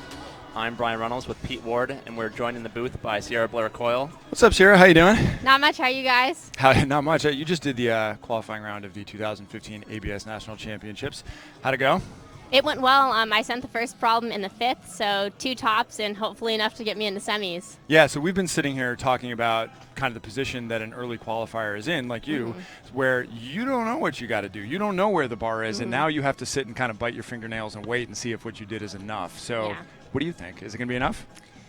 You know, in my heart of hearts, I think it's going to be enough, but we'll see. You never know how everyone else is going to climb, and, you know, I guess the bottom line is I already climbed, and I can't do anything about it, so I just have to wait and see what the results say. That's a good attitude. So we're watching Lisa Chulich here on problem 5. You were able to do this problem, and it looked like, Riley, at first you had sort of the wrong idea. You were headed up to the hold that she's got in her right hand now. How do you keep that mental dialogue going where you're constantly problem solving on the fly? I just think, you know, as time goes with climbing, you get better at figuring out things on the fly. But, you know, sometimes you can just tell you're like, man, this isn't going to work, or it's going to be really desperate. And so you try and go with the safer alternative usually. And one more thing. So we talked about this yesterday with Alex Puccio standing right next to you. And she is the greatest national champion we've ever had. Today, Megan Mascarenas, who we did not talk about yesterday, is looking amazingly strong. She's done the first 4 problems, including this one, problem number 4, which you almost stuck that dyno on. You were so close. It's obviously one of the hardest, maybe the hardest move in this qualifying round. And Megan just stomped all over it with authority. Give us as somebody who's had your hands on those holds, how impressive is that? Oh, it's super impressive. So the hold that I was dynoing to, it's actually pretty decent, but you're just swinging so hard at it that it's a hard catch. But those blue holds before it, you think they're good, but they're like not as good as you'd think. You know, I was definitely surprised on them. I thought they were going to be juggier. Yeah, and she just completely looked at ease. It was quite impressive. And Delaney Miller as well, who was on that problem, Brian, for 2 minutes, I believe. And Brian's taking the little, I'm not going to call you out, man. It's okay. We're here for 12 hours. We have to eat every now and then. And I look over and Brian's chewing. Are you good? Oh, I'm always good. At this point, I don't even remember what the question was. I'm just giving you a hard time because you were I think we were talking about problem 3. Fair enough. And who's that up there? We're looking, Amanda curse of Crawford. Amanda, sorry about the curse of the announcer. We bring our attention, the gravity increases, and you fall. That's how that works. So, Sierra, I'll ask you the same question. So we got that I asked yesterday, but see what you think about it today. So we got Megan climbing amazingly well. Alex, obviously, our 8-time national champion. I mean, I'll put you on the spot, too. Can anybody beat Alex? I think anyone's beatable, but Alex is really good. Megan's really good. But honestly, there are a lot of really good women here, you know. Each year just amazes me. Everyone is just getting stronger and stronger, and the bar is just being raised. And it's crazy. You definitely are, you know, running for that bar. It's going fast. Yeah, absolutely. The sport is evolving quickly, and we were saying before, Alex and Daniel can't win every national championship for all of time, and so the odds are that whoever is finally going to beat them is in this room. Is it going to happen this year? Is it going to happen next year? We don't know. We got to tune in and find out. But the sport is progressing rapidly, and it's a privilege to watch. Yeah, and we have thoroughly enjoyed watching you do it. And take us through as we're looking at Angie here. Yes. Let's see if she gets this. Yeah. Okay. Oop. So talk us through what's going on in Angie's mind right now. She just stuck a really difficult crux. She's looking at the head wall. I didn't get to the rest of the problem, but it looks pretty mellow compared to the beginning. I think as long as you keep your cool like Angie's doing and, you know, just focus, that big black volume is good as long as you're leaning into it. And, I mean, Angie's confident. She knows what she's doing. Oh, maybe too confident. She actually, I don't know if you saw this before, but she actually didn't leave herself enough time on problem 3. It seems like maybe she's. Oh, no. Yeah, she's been doing this for 19 years. She's climbed at the highest level. It seems like maybe she's a little too relaxed. Is that a thing? I think you can be too relaxed and too hyped up. I think too relaxed is the better of the two, though, honestly. You know, it's never fun to be stressed out. Yeah. Ain't that the truth? Well, I do appreciate you joining us here, and I wish you the best of luck. You're going to be, once again, Sierra, sitting at 2 tops, and we don't know, is that going to be enough to get into semis? We will find out over the rest of the morning. So, Sierra, we wish you the best of luck, and I do appreciate you stopping by. Thanks, guys. Thanks Have fun. Bye, Sierra. Bye. Thanks to Sierra for stopping by. So we got just under 2 minutes left in this round. I'm going to go out on a limb and assume that Megan Mascarenas finished women's 5. I did not catch that, but I don't see her standing up there. And the way she's climbing, as we see on women's number 1, believe that's Rebecca Vincent, who just finished women's number 1. She's 18 years old from Ithaca.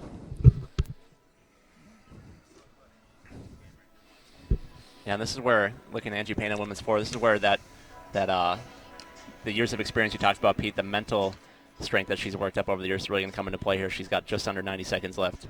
Yeah, well, I'll tell you what, no amount of experience is is going to save you when you start making some bad decisions. And it really seems like she might have come in a little too relaxed. I have all the confidence in Angie in the world when the lights are shining the brightest and it's finals, and she's definitely got her head in that game. But sometimes just being great at rock climbing is enough, even if you didn't come totally prepared, because it really does look like Angie maybe came in just a little too relaxed. And obviously if she gets this problem done, she'll be looking really good for that next round. But I got to say, for my money, once you make a few bad decisions, you can get into a spiraling series of questioning yourself and continuing to compound bad decision making. And there she goes, finally getting a heel hook that I think Delaney used. Now working on a false grip. Now maybe she spent almost 30 seconds just on this hold alone. Oh, and she does not.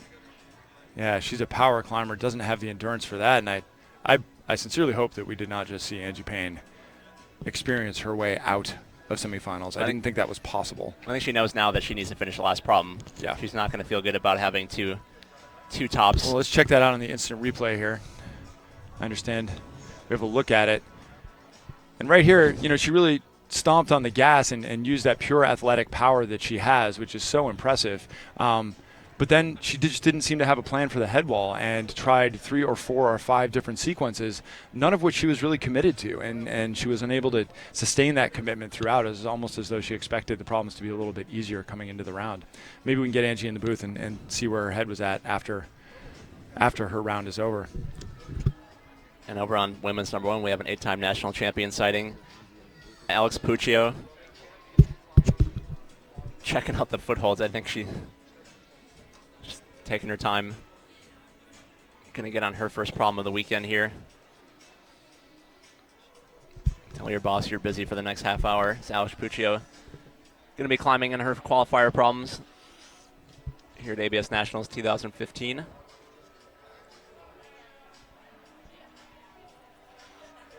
Grace McKeon on women's 4 there. Just fell off as Alex Puccio steps onto the wall.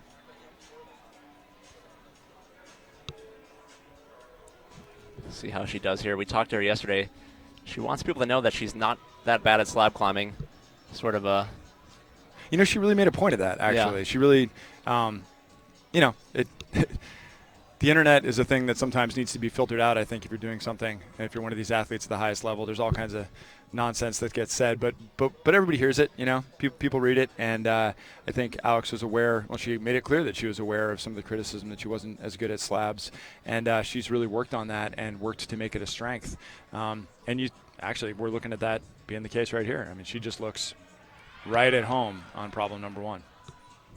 And it is a privilege to get to watch this. We may never see another champion like Alex Puccio, and win, lose, or draw this weekend. She is our 8-time national champion. That woman has absolutely worked her tail off. As we found out in our podcast with her yesterday, she is an articulate, consummate professional who's continuing to try and refine her craft. And while clearly this mantle's giving her a little more trouble than I bet she would want, I love watching this woman climb. Alex is just amazing. Yeah, you can just see her trying to find the right center of gravity, get her balance just right. And now looks like she's found it, and she can just stand up. Gets it done. Very smart work by her, just taking her time. No need to rush. The dismount from problem 1 seems to be almost crusty. as difficult as the actual problem. Nice job by Alex Puccio. 1 flash for her. Grace McKeon, the only climber on the wall right now. One of our finalists from last year. Just 16 years old. Made finals at 15 last year. Pretty unprecedented. And once again, if you're just joining us, we're going to be here all day long at LT11.TV. We got the men's qualifiers this afternoon starting at 4 p.m. local time. We are in Madison, Wisconsin at the Monona Terrace Convention Center. We do appreciate the great hosting we've received from the city and from this venue. It's been fantastic. My name is Pete Ward. This is my partner, Brian Runnels. You can hit us up on Twitter at Big Pete Ward or at ClimbingNarc. You can also use the hashtag ABS Nationals.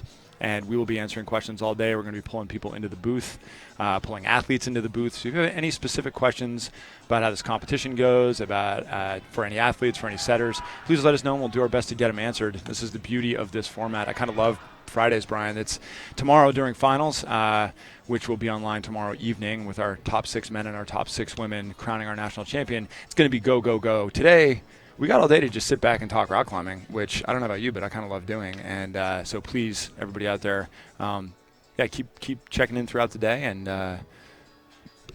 hit us with your questions and let us know what you think. Yeah, so Pete, earlier today we had Jeremy Harden on, and JD Cantrell's out there watching. Said it's a little weird setting today and hearing the boss being interviewed by @Big Ward over the gym speakers. So shout out to people watching at the gym today as we take a look at our live scoring update. These are unofficial scores right now. Kyra Condi's still out in first place. Claire Burfine and Shannon Russell right behind her with 4 tops. So right now, Pete, it's looking like 2 tops could be enough to make it into semifinals. We'll see how that shakes out as the rest of the round goes along. We are over halfway through at this point. We will have official results for you after this round's over at absnationals.org. That's where you can go for all the official results. These live scoring updates are just the unofficial scores as we have them. We see Megan Martin, our Ninja Warrior, stepping on to women's number 1. Always a crowd favorite. And as we're watching everybody get started, I want to take a minute to thank our sponsors here. The North Face Never Stop Exploring is our founding partner with USA Climbing. Been a huge supporter of this event for many, many years. We're watching Angie Payne on Problem 5. Also want to thank Evolve, Kailash, Scratch Labs, Cliff Bar, the Madison, Wisconsin, Monona Terrace, Climbing Magazine, Entrepreneur, the White Mountain School, and Technic, eGrips, So Ill, and Motivation Volumes. Those brands all support climbing. They support growing the sport, and they deserve our support in return. Angie Payne looking really good on a women's 5. I think if she finishes this problem, she should be in semifinals. She has 2 tops thus far. This will give her a 3rd, and it's looking like 3 is a good number at this point. Nice work by Angie Payne. Pulled it together. Yeah. Finish strong. You always want to finish strong, I think, in these rounds. Yeah, absolutely. Put yourself in a good headspace for the next day. And if you made any mistakes, forget them. Leave them in the past. Move on.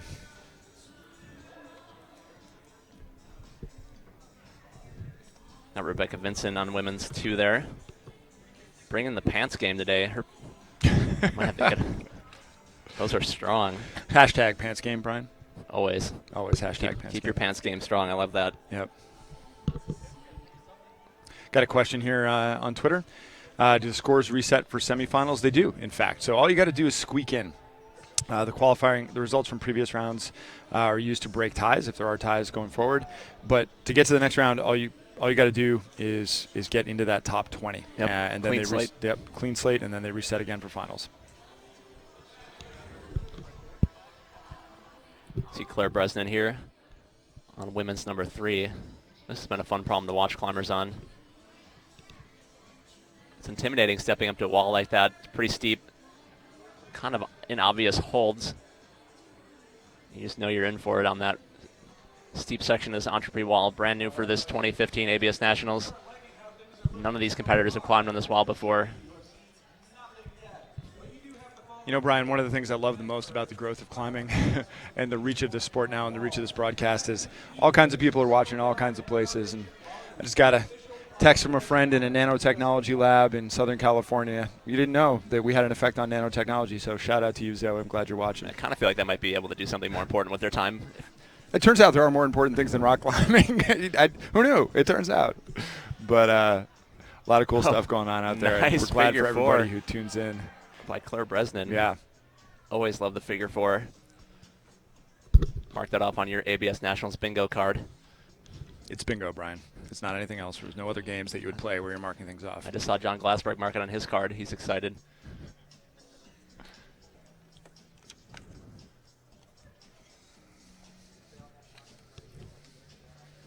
Winding down this round, Alex Puccio stepping up for her second problem.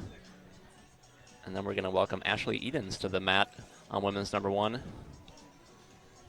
Ashley climbing out of Boulder, Colorado these days.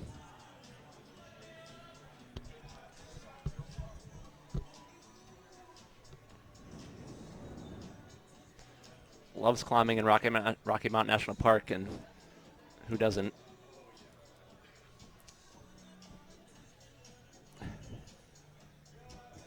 To answer your question, Brian, those of us who are intimidated by hiking uphill are the ones who don't. Yes. There are people that don't like that. Right. So if you are, an exceptionally lazy person, speaking for lazy people. That sounds like me. I hear the climbing is really good there, but it's uphill. And I mean, obviously nobody else should go there. Right, obviously. I kid. Actually, the first time I went up there, I was so excited to go. I was healing from a broken leg, and hiking up was great. It was fine. It felt totally fine, and I was so excited. I did a bunch of V2s one-legged, and I didn't leave myself enough time to hike down because it took twice as long because stepping down really hurt. And so I can tell you that is a really long hike because I scooted down the whole thing on my butt. Isn't that where us tall guys we get our revenge though? Downhill. Well, theoretically, unless you're scooting on your butt, in which case being tall is no help at all. So it actually hurts you. Right. Got Leanna Lockhart making it way up high on women's 3. Alex Puccio in the back of that cable cam shot there. That's silky smooth. Yeah. Wonderful work here from Louder in 11. Looking at our 8-time national champion, World Cup champion, really the greatest competition boulderer this country has ever produced, Alex Puccio. The best boulderer, female boulderer, period. And, as she finishes problem 2, I will even check what I just said, Brian. One of the things I really enjoyed in the podcast yesterday is learning that Alex doesn't measure herself as a female boulderer. She was really explicit that she just wants to be the best, period, gender, regardless of gender. And she was really clear that she measures herself against climbers, period. And I got a ton of respect for that. Go out, play the game as hard as you can, and see where that lands you. And I was really, really impressed, and I really recommend that anybody who's got any interest in what Alex's approach to the game is, check that out at LT11.tv. It'll be up there for time immemorial. Yeah, it was great to hear her articulate that last night. I found that really interesting and really, informative. I learned a lot talking with Alex and Sierra yesterday. So yeah, definitely check that out. Just under 90 seconds left in this round. Got a little more than 10 competitors left to come out in this women's qualifying round. Just about to hit 11 o'clock local time. Our last competitor is scheduled to come out just before noon local time. See Grace McKeon finishing women's 5 there. Close her round strongly. Nice job by Grace. I think we're definitely seeing that the 3rd and 4th problem are the most difficult problems in this round for the women.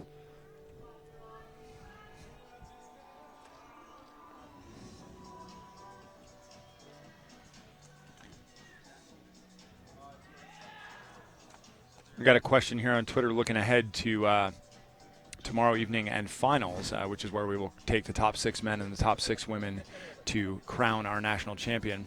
We got a question from Brian Weaver. Are the finals the same format as the IFC in terms of open-ended timing? And what Brian is asking there, here we have this time clock running, and when it ends, you have to get off the wall. You got 4 minutes, and that's it. Finals are a little bit different.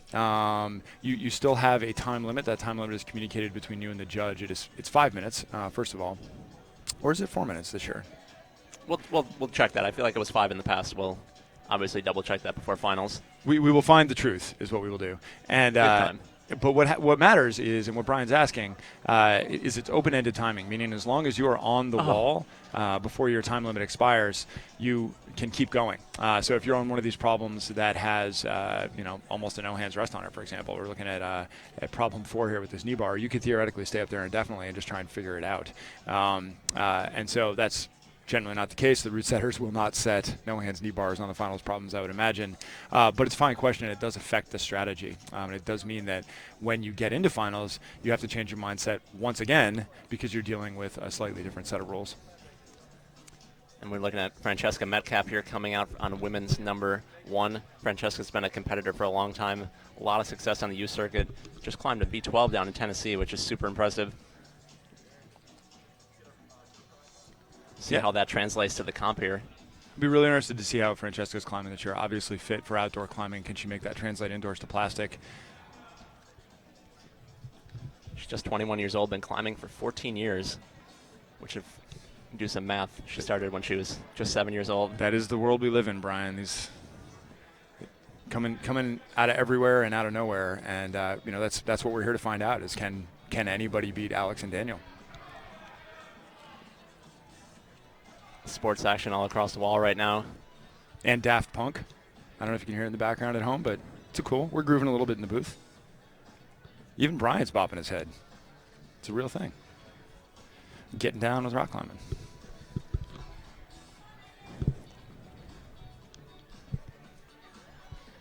Kind of wonder how much this first problem throws some of the competitors off.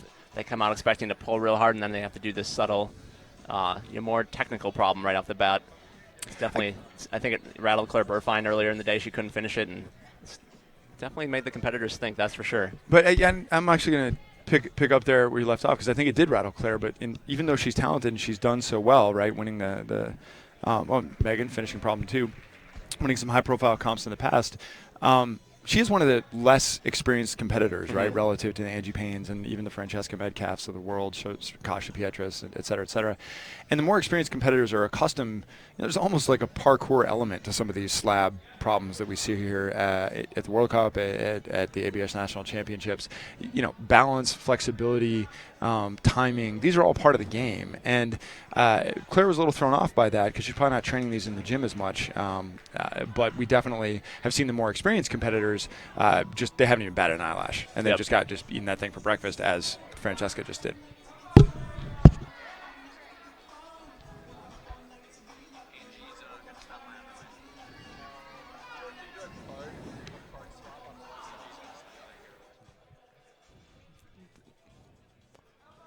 Just under a minute left in this round. Rachel Myers on her last problem there on the far left. Getting a good look at her.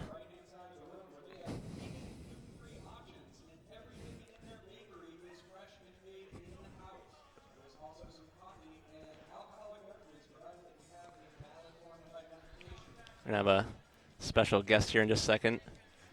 Angie Payne joining us after her qualifying round.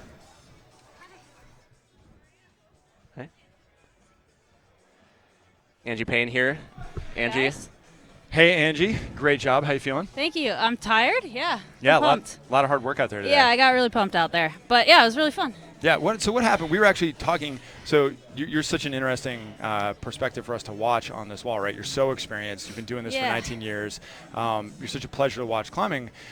It almost looked from our perspective like you were a little too relaxed and you had to really stomp on the gas on problem 5, because it looked on problems 3 and 4 you had to kind of shake it out and be like, oh wait, I got to try hard. Yeah. A lot of people look nervous. You did not look nervous. I was actually, I think part of the problem was I was really nervous this year. Really? Yeah. Oh, wow. You hit it well. Which I know that might be a surprise to some people. I've been doing this for 18 years and I still get really nervous some days. And I actually prepared a lot for this competition, which makes me more nervous in a way, because I put a lot of pressure on myself to do well. And so I got out there and I was overthinking it. And I tried to kind of be a route climber on number 3, which I'm not. You're channeling Delaney so Miller. That didn't work out, and I got really, really pumped. Yeah. So at that point, I was trying to conserve energy. So then on number 4, I saw that I was running out of time, and I wanted to save a little bit of energy. So maybe not a good strategic plan to drop off of a boulder, because I would never recommend that. But is that what happened on number 4? On number 4, I was running out of time, and I got stuck at the same point, and I kind of gave up, I'll admit. Right. So But I'm not proud of that. I usually don't do that. So that was we'll a edit mistake. this out, so don't worry about it. Edit this part out. fix it in Always post. try hard. Yeah. But yeah, I was actually really nervous. So Interesting. I'm glad that I hit it well. But I'm nervous this year because I put a lot of time into preparing. So you've been at this. If you don't mind, let's just dive into that. Let's just have it's just the 3 of us. Let's have a little How therapy long have I session. been There's doing this nobody for? else paying attention. A very long time. I started when I was 11, and I'm 30. Yeah. So I'm 30, which is crazy, and here I am. But I want to talk about this. Let me press you a little bit. I want to talk about this nerve. So you're 30, right? And this is something you've done at a very high level. You've done a couple of V13s. You were the first American woman to do a V13. Obviously, this still matters to you. And I was talking while you're up there. You and I chatted after Nationals 2 years ago when you gave Alex a real run for her money. I remember, and I prepared that year too. And I was so impressed by your attitude at that, Thank right? you. You seemed so happy that you just left it all on the field and satisfied with your effort. And here you are again, having prepared and who knows how many years you have at the top of your game. What do you hope to achieve this weekend, right? What kind of pressure are you putting on yourself or not? I mean, there's definitely, I'll be completely honest, there's a little bit of a ticking clock for me. Mm-hmm. I don't know how much longer I'm going to be competing at this level, how much longer I'm going to want to compete at this level. So I feel like I need to put everything that I have into the remaining years that I do this, however many years that is. It's not as many years as I've put in so far, so, you know, I'm kind of on the maybe nearing the end of this really, really go competition world. And I'm not saying it's the last year, but I feel each year I want to put a little bit more into it if I'm going to do it. I really want to put my time in so that I feel like I tried as hard as I could, and so that I can't make an excuse like, well, I didn't prepare. You know, at this point, I want to prepare if I'm going to do it. I want to try to do it the best that I can, just so that I don't look back in a couple years and say, gosh, I really could have done well that year if I had put a little more time into it. So at this point, when I make the decision to do it, I feel like I want to make the time worth it, you know, and try to put on a really good show for people. I want people to be inspired that you can keep doing this as long as you decide to do this. You can keep climbing, whether it's in competition, outside, whatever you want to do. Like, I mean, just put the time in, and you can do it as long as you want to do it. So, I don't know. I want to leave it all out there again, I guess. You know, this year I just want to feel like I tried really hard. I love that about your climbing and about your approach. It communicates to me a respect for the game, that you are willing to leave it all out there like that. Yeah. And that's something that, you know, we've been talking about with the sport growing, how everybody here, from volunteers and sponsors in this venue, but most importantly the athletes and you're leaving it out here on the field to grow the sport, and I really appreciate that sincerely. And it's something that we've been hearing a lot of excitement in the chat room. And I have the utmost respect for any approach that anybody takes, because I've taken every approach to competition climbing that there is over the years. I mean, I've prepared, I've not prepared, I've climbed outside beforehand, I've not climbed outside beforehand. You know, I've tried everything, and it's just be committed to whichever way you want to do it, and leave it out there, whatever it is. You know, just feel that you came into it with a certain mindset and you gave everything to that approach, and then you walked away feeling like you couldn't have done anything else for what you wanted to achieve. You know, words to live by from Angie Payne. Transfer them thoughts. To any part. No, it really, in all I feel seriousness. Like we need to talk about something a little lighter. No, I love it. I mean, climbing really actually is a metaphor for life. And we're looking over here at Rachel Farmer on problem 1. And we were talking a minute ago about how there's this like balancy, technical, almost parkour element to many of these competitions. And we've seen, we saw with Claire Burfine, who ended up doing 4 out of the 5 problems, but she was really stifled by this, whereas a lot of the more experienced competitors seem to come out of ISO right away and say, oh, a parkour problem, no problem, I got this. Where's your head at with that stuff? That, you know, all the different skills that are tested here. Is there a type of problem you want to see coming right out of ISO, or do you see that and you're like, yeah, cool, no problem, underclings, giant volumes, I'm on it, mantles, it's great. Well, I mean, if we're going to be honest, I would love to see crimps up a 25-degree wall on every single boulder. I'm not going to lie. But you have to be prepared for anything you do. And when you see a problem like that straight out of the gate, it can be really intimidating, because you know you have to slow everything down a bit. Right when the adrenaline's spiking. This particular one, I didn't do quick, like I didn't run across the wall, so I took the slow approach to that, and I think that was a good decision. But it's hard. You have to just be ready for anything they throw at you. You could come out. I mean, usually we start with a slab or a not steep boulder, but that's never guaranteed. Right. You could come out and it could be a steep boulder. You could come out, it could be something you didn't warm up for. In this case, I was behind the wall, and I got called back to ISO because somebody got injured. So you just have to be ready for anything. Well, let me talk about ISO for a minute here, because people at home can't see. Yeah. We're in one giant room in a beautiful convention center. Yeah. And the isolation, and off camera we're just We're watching climbing. nothing exciting happened. Internet at home. Francesca Medcalf just topped problem 2, and Rachel Farmer's mantling problem 1. But that's the only thing that's happening is Rachel Farmer. There's just real quick to interrupt Angie. There are 5 climbers on the wall at home, and Ladder 11 is tracking a lot of action. So apologies if we miss something every now and then. Megan Martin's crushing it out there. Go Megan Martin. We'll come back to the ISO. Angie, walk us through. You're in Megan Martin's shoes right now. Go. What do you say? And she's off. But she's got a minute and 13 seconds left. So what do you think she should do? I mean, this was a really... I actually, I'm not sure if I took the right approach on this one, but I feel that I did, because it's long, it's powerful, it's a little tricky at the beginning. you have to be precise because there's some jibs up there, so it's these big, powerful moves, but you have to grab the holds just the right way.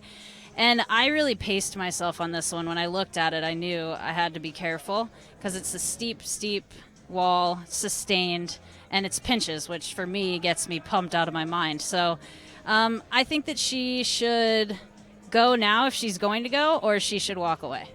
So it looks like she's going to try again, but she needs to hurry it up, I believe, Yeah, I don't because think she she's only gonna have has enough 30 time. seconds. Yeah. So that's a tricky call, and sometimes you look back and it works out, and sometimes you look back and you think, shouldn't have made that call. Well, we're looking at it right now with 21 seconds. She can definitely seconds. pull it off. I believe in Magoo, but Magoo, huh? yeah, she'll kill me for saying that. But Come on, Magoo. I think everyone at home can identify with that. Everyone wants to get that last go in on a problem, no matter what they're doing, Yeah. climbing outside, inside. It's always Yeah. that last go, and it usually yeah. doesn't always work out. I think it's in our nature as climbers, to try one more time Yeah. and to go back to the frustration, even if you fail. And that's hard to rein in competitions. It's a different approach than when you're outside, and you have to keep that in check, because I think that a format that encourages a person to get back on the wall is great, because that can be so exciting when somebody gives it one last try and they pull it Absolutely. off. Absolutely. But as a competitor, you do have to be careful that you don't waste a try at the end. Mm-hmm. So the strategy of this stuff is insane. It's Well, crazy, let's and go every back- year it's still like I'm still dialing it in, and I don't do it right every year. And Let's go back to Yeah. some of that pressure and some of that strategy I was going to allude to a minute ago, and we got distracted by some awesomeness. So we're here in this giant room, and the isolation zone where you and the other athletes are preparing is just on the other side to our left of some pipe and drape, and there's walls there where everybody can warm up. But it's not soundproof. You can hear what's going on. You Right. can hear the crowd. You can hear there's an event going on. Yeah. So in terms of like getting in a quiet space, there's a lot of pressure. You have some sense of what's going on. How does that, is this part of the game for you? Does it stress you out? Does it get you psyched? How does that affect you? I actually love hearing what's going on. It just gets me sort of slowly into that mindset, I guess, of that there is a competition happening. So it doesn't bother me personally, because the crowd isn't super, super loud. Once the crowd gets really loud, it is a little bit intimidating. But I climbed first at last year's Nationals, and I didn't have any of that crowd listening time ahead of me, and that made it so much more intimidating for me, because you have nothing to gauge anything by. You don't realize maybe when you're in the crowd or when you're watching how much that contributes to the experience as a competitor, but it can really have a big impact on me, at least, to hear the crowd and to be able to gauge sort of what's happening and what's going on. You can't focus on it too much, but it can be helpful. Okay. Yeah, so I kind of it's like you don't have to go far to get from ISO to here.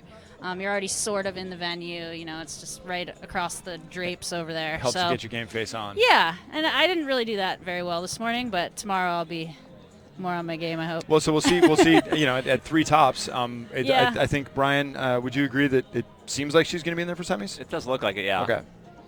I hope Obviously, so. We'll check. Yeah, we hope so too. We'd love to see you there. I for would sure. love to be there. Yes. Yeah. See Dana Blyberg on women's number 1 on the far right of the side of the wall there on her first problem. Working out the undercling We shot. have Miss Alex Johnson there on number 2. She's looking contemplative. Yeah, so Angie, talk us through again. So this is the same position Megan was in a minute ago, right? So she failed high on this problem, is probably a little bit frustrated, and has got to find a way to channel that into positive energy rather than getting negative. How do you do that, right? How do you not just start beating yourself up and getting into a negative spiral? How do you stay positive, stay psyched, and use this last minute and 2 seconds she's got to full effect? That's a really great question, and that's one of the things that I struggle with a lot. I'm a little too down on myself sometimes, and I think that AJ is really good at this. This is one of the things that she does very well, holds it together, and she knows she can do it. And you see how calmly she's climbing. And by the time we cut to her, she was on the last Exactly. move of the problem. So that is a seasoned competitor right Yeah, there, nice as job you by all Alex know. Johnson. And Brian, you were saying that this really matters to Alex a lot, because this is her hometown, right? Or home state, sorry. Yes, definitely. Alex is from Hudson, Wisconsin, so we definitely claim her on our team here in Wisconsin, even though she's pretty close to Minnesota. We don't let that happen. And, yeah, there's going to be a lot of people cheering for her if she can make it through to semifinals and finals tomorrow for sure. I know we'll all be cheering her on for sure. I'll be cheering for her. Wise words from Angie Payne. Well, Angie, I do appreciate you joining us here. It's been really Yeah, nice it's watching my you climb. We pleasure. wish you Yeah, the thanks, best of Angie. luck in the rounds Thank going you, guys. Thanks, everyone, for watching. All right, thanks to Angie Payne for stopping by. Definitely looking forward to seeing her climb more tomorrow. With that, we're going to take a quick break. We'll be back with more coverage on the 2015 ABS National Championships.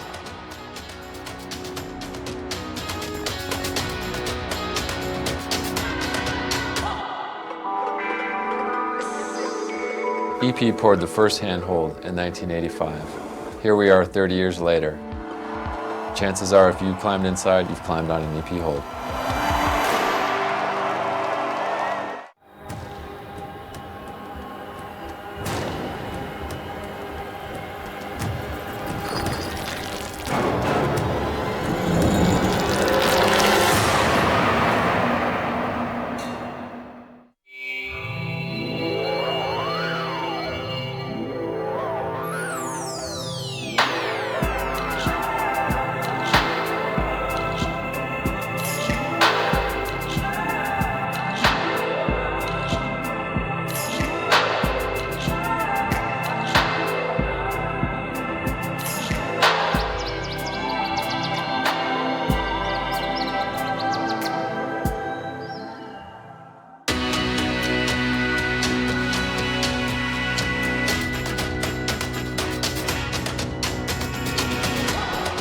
Welcome back to the 2015 ABS National Championships.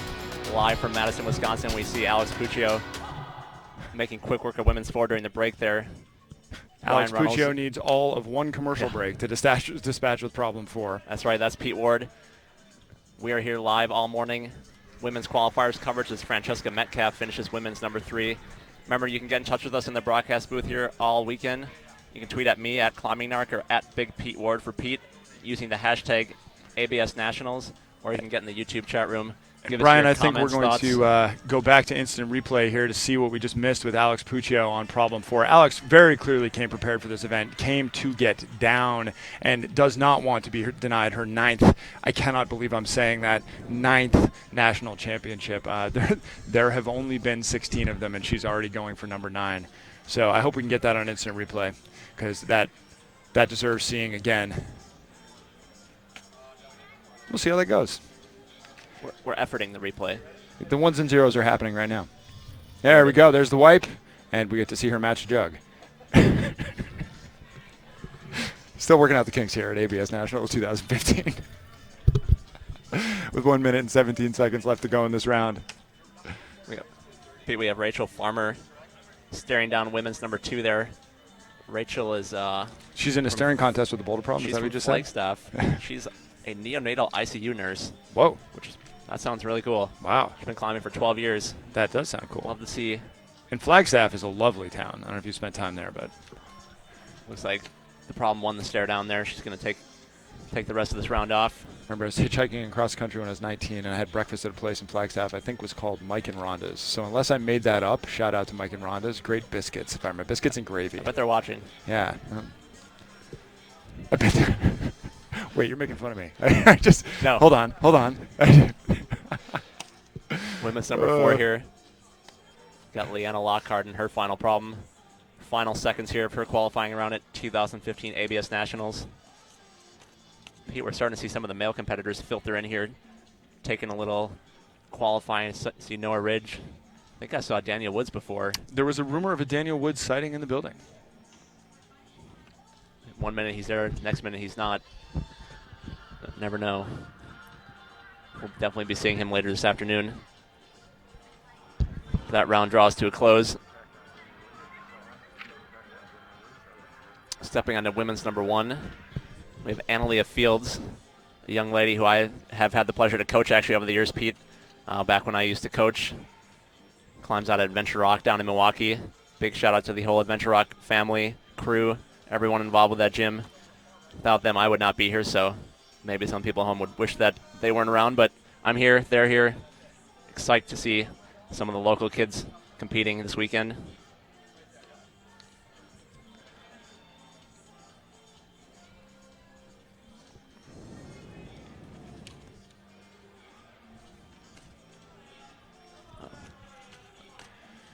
And just a reminder, if you're just joining us, we're here all morning with the women's qualifiers at the 2015 ABS National Championships. The men will be later today, and the stakes are that we're competing now for the top 20 positions in each field that will advance to semifinals tomorrow. And then the top 6 will advance from semifinals to finals, wherein tomorrow evening we will crown our national champion. So whatever you got planned for tomorrow night, wipe it off the schedule, get yourself in front of LT11.tv, and join us as we will determine our national champion. Alex Johnson swooping up that middle part of that wall. See if she can finish this up. She's got a few more moves left. Nice work by Alex Johnson. Fighting gravity at this point. But looking good. Alex Johnson going to top out women's 3. Nice work by Alex Johnson. Very nice work by Alex Johnson. I think she's finished all 3 problems so far, so that's a good showing by her. I know she's a little bit nervous about her preparation. She's been climbing outside mostly. Still got it on the plastic game, though. Love to see her make it deep into this competition.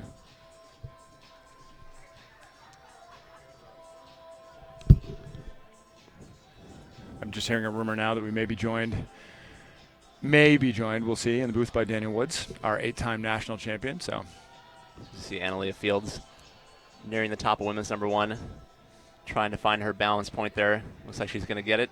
Nice work by her. A lot of people cheering for her here today.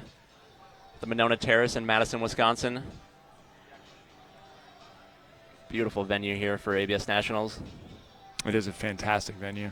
As we're watching Megan and Rebecca on problems 4 and 5 here, just a reminder of how they're ranked. Each individual problem is treated as its own competition. And so every hold matters. Every little slip like that from Megan really counts, and you're competing to be ranked against your other competitors. Tops matter, obviously. If you get to the top of 5 problems, that's the best possible score, particularly if you do them on your first try. That's a flash in climbing jargon, if you had not heard it before. But you don't know what the other people have done, and you do know that you need to get as far as you can. So with 42 seconds remaining in the round, it is worth it for Megan, Dana, and the rest of the competitors still on the wall to try and get every little bit further to improve their chances of making it to semis. And I got to say, Megan, who really has all the tools to compete at the highest level, has seemed to struggle this round a little bit, Brian. She's that strong, as we're looking at right there, but seems not quite to have her A game today. Yeah, she hasn't quite had that breakthrough moment at ABS Nationals. Not sure it's going to be this year. We'll see how she does on these last 2 problems.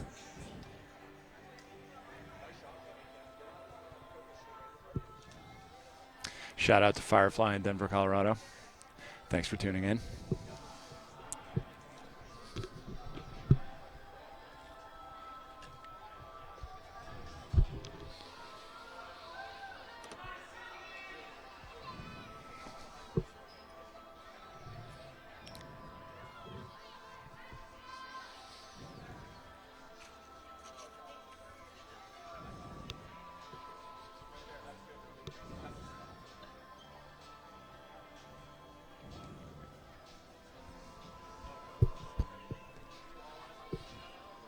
A new competitor out on the wall here. Got Juliana Price, women's number 1. Gonna guess she's from Colorado based on her favorite areas being Newland Creek and Rocky Mountain National Park. She's a professional aerial acrobat, Pete. That sounds interesting. I've seen a little bit of that in my day, and I gotta say, it's one of those things. I could just keep watching, like what the human body can do, what Alex Puccio is doing, what aerial acrobats do. Just the sport never ceases to amaze me, and I look at aerial acrobatics and don't really know what I'm looking at either, but I know what I'm looking at right here. This is our 8-time national champion, who is not afraid of giant sloping volumes. Alex Puccio getting down on problem 5. God, it's so exciting to see the way that Alex continues to respect the game, continues to prepare. It does look like she could win another 9 of these, or excuse me, another 8 of these if she wants to. Why not 9? Why not 9? Nice job by Alex Puccio. Very workmanlike performance in the qualifying round. She knows this is just one step in the process this weekend. And she made it look pretty easy there. Pretty sure we're going to see her in semifinals.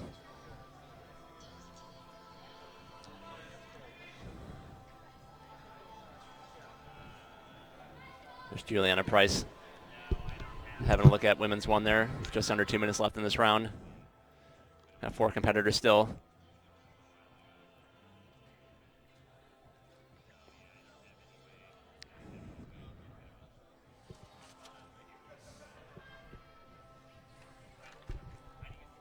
It's Rachel Farmer in the middle there that we just saw in women's 3.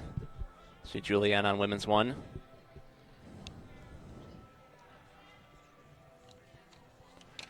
We're going to have Alex Puccio in the booth here in a minute, so if you have any questions for Alex, please do hit us up using the hashtag ABS Nationals. That is our 8-time national champion and the greatest competition climber that this country has ever seen, so come up with something good. I know I'm excited. Yeah, definitely a lot of people at home cheering for Alex. Want to see her win this competition for her 9th time. With that, we're going to take a quick look at some unofficial live scores. See how things stand.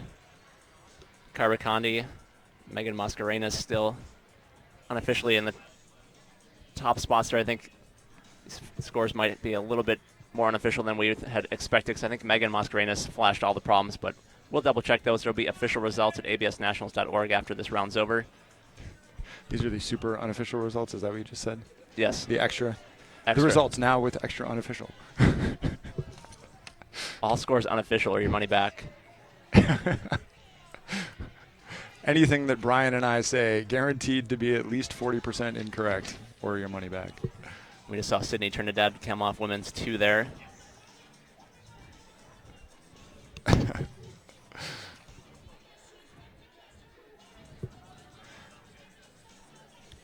Got Beastie Boys in the house now?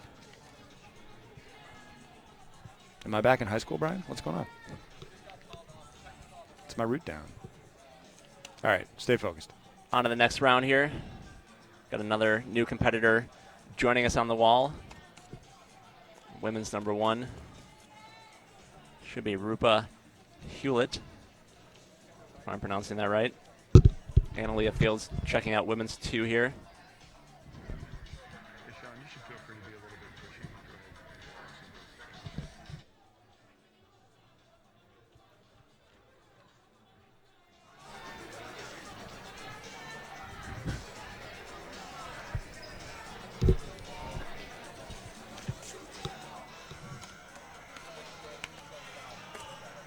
And that right there, if you're looking on at home, you just saw a judge step up and explain problem number 1 to, that's Rupa Hewlett.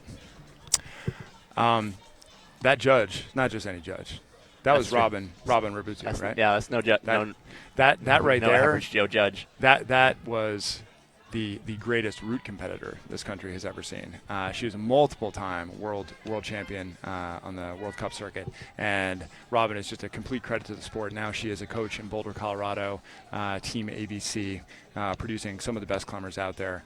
Robin is just a complete pleasure to have at these events, and again, indicative of how everybody is just banding together to help grow the sport. Robin could be doing anything with her time, and again, is just absolutely deserving of the highest respect from everybody who thinks anything about climbing. As we're watching Megan Martin. Tickling that finish hole. But there's no points for tickling the hole. Very intimate setting here at ABS Nationals National Qualifier, or excuse me, qualifying round. Anyways, Robin Rabutu, the best of the best, and happy to help however she can. And I just want to thank her for her time. As I look down, we're going to be joined shortly in the booth by Alex Puccio. You see Francesca Metcalf just taking her time on that knee bar. Women's number 4. See if she can make this last move here. Okay. And I am joined now live in the booth by our 8-time clearly game face on for number 9 national champion, Alex Puccio. How you feeling today? I'm feeling okay. Like, maybe didn't warm up quite to. The warm up was a little weird. You have to go in there to see it. It's I think the walls are built for like maybe toddlers. No, I think the wall was 6 foot tall. Really? Not even joking. I could reach the top of it. It might not have been 6 foot tall, but it was pretty funny. And Nice And job there's by Francesca Francesca Metcalf. Yeah, Yeah, let's actually interrupt you for a minute there, and let's talk about what Francesca just did. So you made quick work of that problem, but it's been giving a lot of people a lot of trouble. So what was your experience on problem 4? I thought it was like the jump move. I didn't fully jump for it. Kind of did like a one-hand thing and used my strengths as much as I could. And I thought the last move was a little hard. I didn't see how Francesca did it. I know she had a knee bar in, but I didn't have a knee bar in. And I just went for the last hold. But I thought that move was pretty tough. So. Yeah, that problem's been giving people a lot of trouble. And Megan's up on number 5 right now, and she just keeps on going really. There she goes. Nice job by Megan Martin. Her first attempt was pretty awesome to watch. Yeah, Up there. It's good to see. We were talking about how Megan's got all the tools, but she's been struggling this round for sure. And we've seen that with a lot of people so far. You've looked the most comfortable, and as we talked about yesterday when we were doing the podcast with you, which by the way, that was great fun. If you haven't heard it at home, again, one more time, go to lt11.tv. We did a podcast last night with Alex Puccio and Sarah Blair Coyle, both just highly professional, articulate women who are a credit to the sport. So good for you, and thank you for your time yesterday. But I'll segue to say you clearly came prepared. You've been putting in your work, and the question I have, I mean, it seems like you feel that payoff right now. I mean, you look great coming in. Well, thank you. Yeah, I feel good. It's really hard in competitions to climb your best like you do if you're in practice. And I don't feel as how I would if I was in practice, like that snap and the fire, but you have to, that's why you have qualifiers. And then some eyes you get a little more of that because you just come off of like 2 days of rest and you come into this round and you're nervous. And so it's hard to perform your best in a competition, but you do the best you can. And there's some things that I felt like I could improve on. Even though I flashed all the boulders, I always find things that I can work on for the next round and try to limit those mistakes. Cool. Well, let me put you on the spot because we got time and there's people listening and they're interested to hear what you have to say. And by the way, chime in hashtag ABS Nationals on Twitter. Alex, you can ask her questions at Alex_Puccio on Twitter. But let me put you on the spot. You said you're going to make some tweaks. There really weren't many mistakes. I mean, you did all the boulder problems, but you're a perfectionist. What's a mistake? What do you want to do better next round? What's one thing you want to do better? Be a little bit more confident. I've been working with Justin Shong from Team of Two, and we've been working about how when I approach a boulder, sometimes I try to climb too perfect and what is perfect in my mind, but it ends up holding you back a little bit. Like if you have to jump instead of just going for it, you're over calculating it in your head, the move or something, and you don't use, like for me, what I'm good at is that snap, that power, and just going for it, being confident, don't overthink it. And sometimes I definitely overthink it. And so I think like on the last problem, even though it was, or the first problem, even though it was a slab, the last move, I was overthinking it and I had to go up and down a few times. So that one I was like, okay, I can improve on that. Then I also thought the fourth one, I hesitated a few too many times, even though I might not look at it, but I can feel it in my body when I'm climbing. And those things I definitely take note of and just, make sure, okay, this is how you felt today. You did good, but tomorrow you can do better. Yeah, that makes there's a rhythm to when you climb well, and I think we've all felt it on levels that It'll be aren't harder tomorrow probably, and that's what's really going to count. You have to do 20 to 6, and usually they make them harder, and hopefully they're harder, and that's when it's really going to matter, isn't it? Absolutely. You can't win if you don't play, and if you're not in that top 6, you're not playing. Yeah. And so one question, Alex, that we had in the chat room, people want to know about these new walls. What was your first experience like on the new Entrepreneur wall here? There's things that I like, and and some things are not my favorite of, I think, every wall that I climb on. And I really liked that there wasn't as much slab as the last wall. But no, I think they're pretty good. There's not as much like really steep as well as the last wall, but there's not as much slab as there was on the older wall. So I think you had to do a compromise, and I think with a compromise, it's really good. Go ahead. This is going to be our World Cup wall too, isn't it? Yes, I think so. I'm getting a yes. We're getting nods from the production booth. Sources close to me say yes. So we have an advantage. We get to climb on it, before everyone else. All the Europeans come and try to, take over our wall. And that is a formidable bunch of climbers to try and compete against. How do you? Yeah, I mean, there's a question. So you are not only our most successful female competition boulderer or competition boulderer period, but on the national level, but also on the international level. what, if any, are there any differences for you, right? Like this is the highest level we have to offer. Obviously, there's competitors like Megan Mascarenas who are really going to give you a run for your money tomorrow, and you're going to have to be climbing at 100% to do it. Oh, speaking of 100%, Alex Johnson on problem 4 just stuck that dyno. Talk us through what's going on with her right now. There she's getting in. She just needs to keep it together. I think she ran out of time. Oh, but no. Yeah, she ran out of time. That was awesome. And that's the type of thing that I've been working on, where Alex finally did that move when she was a lot more tired. Right. She was fresh. And if you can do it, Well, something. we're going to go to replay right now. Okay. So if you can, when you see that on the big screen, if you can talk us through Alex's perspective. There's the light. There we go. I think now this is when she's fighting. And she realizes, okay, well, now I have to turn it on and go for it. And that's what she can totally do that her first try out. And I think that's the one thing that she climbs outside a lot, where you don't have that 5-minute pressure. And I think that's one thing that you realize from doing more comps and climbing inside, you know when to turn it on. You have more of an internal clock. clock. Yeah, you just you you turn it on first try. You try everything your first try. And I think outside, like, you don't have to do that as much, and that's kind of what I like about it. But you have to learn to go in between both of those. So she finally did it when she was really tired, which she definitely could have done it first try. So hopefully we see her tomorrow, and I think she'll learn from that. It is a complicated game, and I got to say, yeah. She does look, for all the difficulty, at this event last year, she barely snuck into semifinals. Didn't look like she was on her game. I would say, Brian, Alex Johnson looks better than she looked last year. Yeah, definitely. She struggled last year, barely made it in the semis, like you said. And then made it to finals. Yep. Yeah. So she learned. She barely made it in, and then she's like, okay, well, maybe she's just toying with us.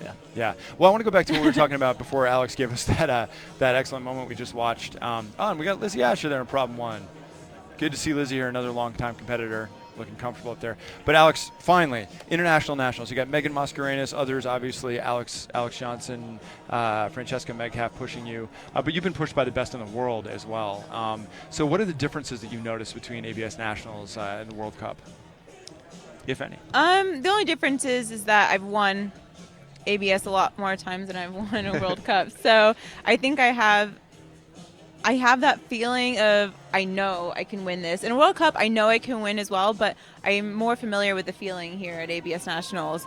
I still get really nervous, and I think also in a World Cup, the fields for men and women, they're so much more stacked. Like, there might be some gaps here, like, groups that are strength-wise, but in the World Cup, it's like someone's always on your tail, no matter who it is. And the best climbers from every country. Yeah, and exactly. You have the best climbers from around the world, and that's the thing. Like, that's why one slip will really matter in a World Cup. Like, here it can matter as well, but in World Cup, it's qualifiers that matter, semifinals, finals, all the time.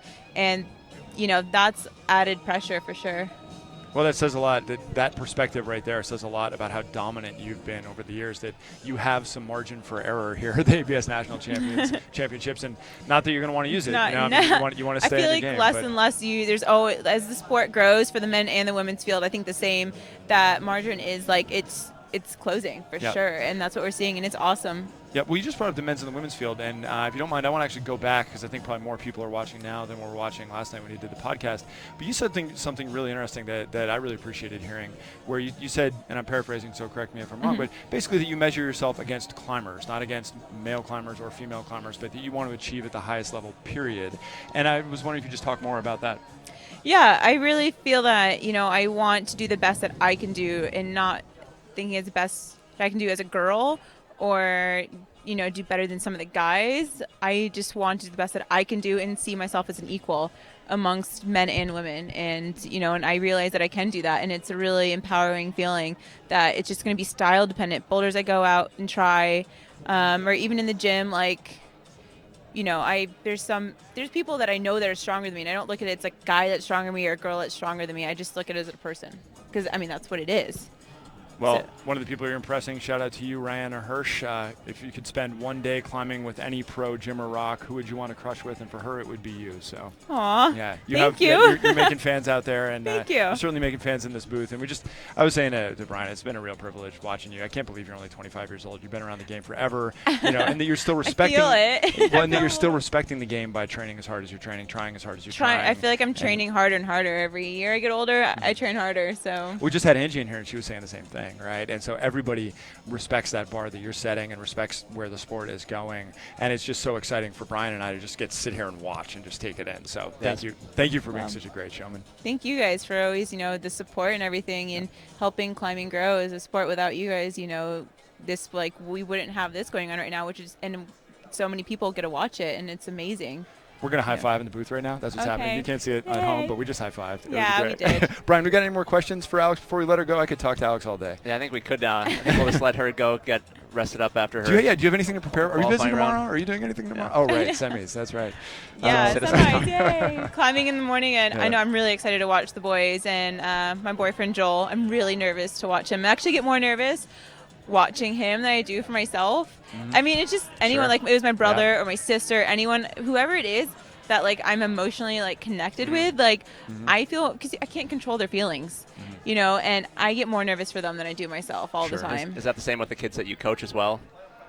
Yeah, I think Joel, I see I'm with him 24/7, so I'm more nervous for him than a lot of the kids. And I know a lot of the kids, I think when you get older, you know how much it means to you, a bit more. You know what I mean? I think kids understand that, but as you get older, it just, as those feelings change and stuff. So, kids have tons of years. They can keep on going. Not that we don't as well, but I mean, when you're a kid, it's yeah.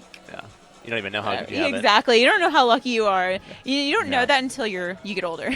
Ain't that the truth? Well, I can tell you. I mean, Joel is a true gentleman. Joel is a true gentleman and a great climber. And he was actually one of the top level route setters around as well for a long time. He's an amazing route setter.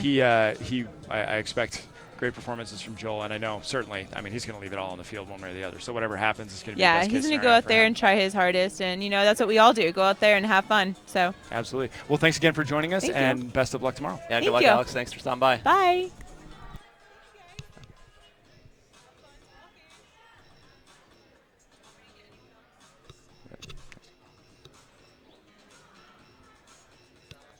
So one real clarification there. We saw Alex Johnson on women's 5 have a conversation with the judge there. The sides of the wall and the top of the wall are not a usable surface for the climbers. That's why she got called off there.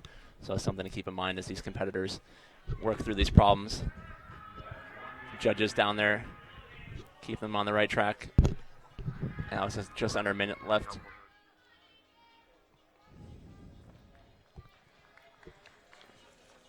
Alex Johnson, I've been pretty impressed with her round so far. I know that she wasn't sure what her preparation was going to be like, but she's done really well so far, and it's looking pretty good for her to make it into finals, or semifinals, I should say, especially if she can finish this problem, Pete. I sure hope so. I mean, she really talk about respecting the game. Alex Johnson, I mean, she just gets after it. She's been living in an Airstream trailer. She's been out. Well, actually, she's been living in Vegas and an Airstream trailer. Whoa! And she is giving it all. This is the Kasia Pietras approach we've got here on problem 5. She's got 15 seconds it's left. 15 seconds to tough last problem. But I hope we see her tomorrow because Alex Johnson is one of the greats. And we are going to be joined now in the booth just very shortly by one Daniel Woods. See Melissa Godowski finishing up there. We'll be joined by Daniel in just a second. We'll get him prepped. We're going to take a quick break. You're watching live coverage of the 2015 ABS National Championships from Madison, Wisconsin. We're going to take a quick break. We'll be right back.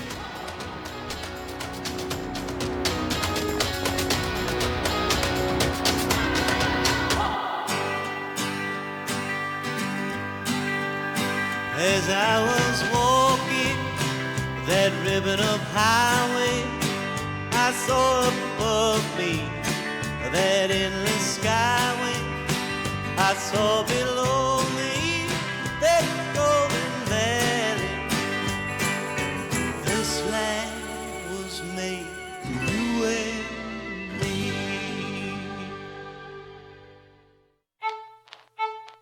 My name is Matt Siegel. I'm a professional climber, and I've been climbing for, like 17 years now. The question of why I climb is such a hard question. It makes so much sense to me when I'm climbing that it's kind of like I couldn't imagine life without climbing. I love rock climbing. I don't want to quit.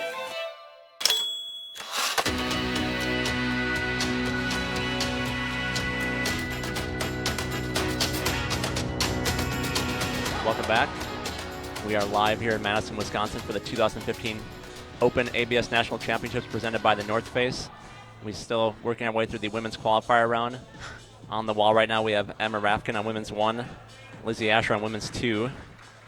Sydney Trinidad working that knee bar on number women's 4. 4. And speaking of working things, we are joined here in the booth by a gentleman who needs no introduction, but we will give him one nonetheless. Our 8-time, looking for number 9, national champion, Daniel Woods. Daniel, how are you, sir? Doing well, thanks. Good. Thank you for joining us, man. So you're here kicking it in the morning, relaxing. I think for my money, you're one of the lucky, the guys were lucky this time that you get to go second, so you get to relax all morning, take a look at the wall, watch the women climb. You're sitting here watching this. Does that help you out, let you relax? Does it help you look at the wall ahead of time? How you feeling going into this afternoon? Feeling, I guess, semi-awake right now. Got a coffee in the system. But no, it's cool to be able to come and check out the walls. They're different compared to last year, so it's nice to get a sneak peek and kind of see what we're going to be working with this evening. Yep. The walls look awesome. The boulders for the girls look sick. Yeah, it's kind of hard to sit here and watch. I'm psyched to just get out there and throw down as well. Nice. I like that attitude. Well, excuse me, speaking of throwing down, you've been climbing outside. Clearly, you did a long time project at the Buttermilks called The Process, I believe. Yes, great name. I like it. And I remember standing under that line in like 1994 and thinking, wow, it would be great if this was a boulder problem. So you're clearly at the top of the outdoor game right now. But I want to ask you a different question. Does that, I mean, you're here trying to get your 9th national championship, which would be unprecedented and a bar that who knows if anybody's ever going to surpass. Are you prepared? You're obviously prepared to climb outside, but are you prepared to climb inside? That's a good question. I guess I'm about to find out. Way to make it a surprise. Stay tuned. I think, I definitely, when I was climbing in Bishop, I was doing a lot of, technical work. It was good for my head, to train my head, which is basically what I'm going to be doing here. I'm going to be going boulder by boulder, round by round. And each boulder is new, and just knowing how to keep your nerves together, and if you mess up, how to not let that get the better of you, and to fix mistakes so you can succeed. Mm-hmm. That, you get the same feeling in outdoor climbing as well. So when I was sessioning The Process, I was kind of in a competition just with myself and going through the same mental preparations I would be going through in actual competition. So that way it translates, but it definitely helps to climb on plastic, know how plastic works, know how to read plastic. Right. I got maybe 7 or 8 days under my belt before this event, so I don't know.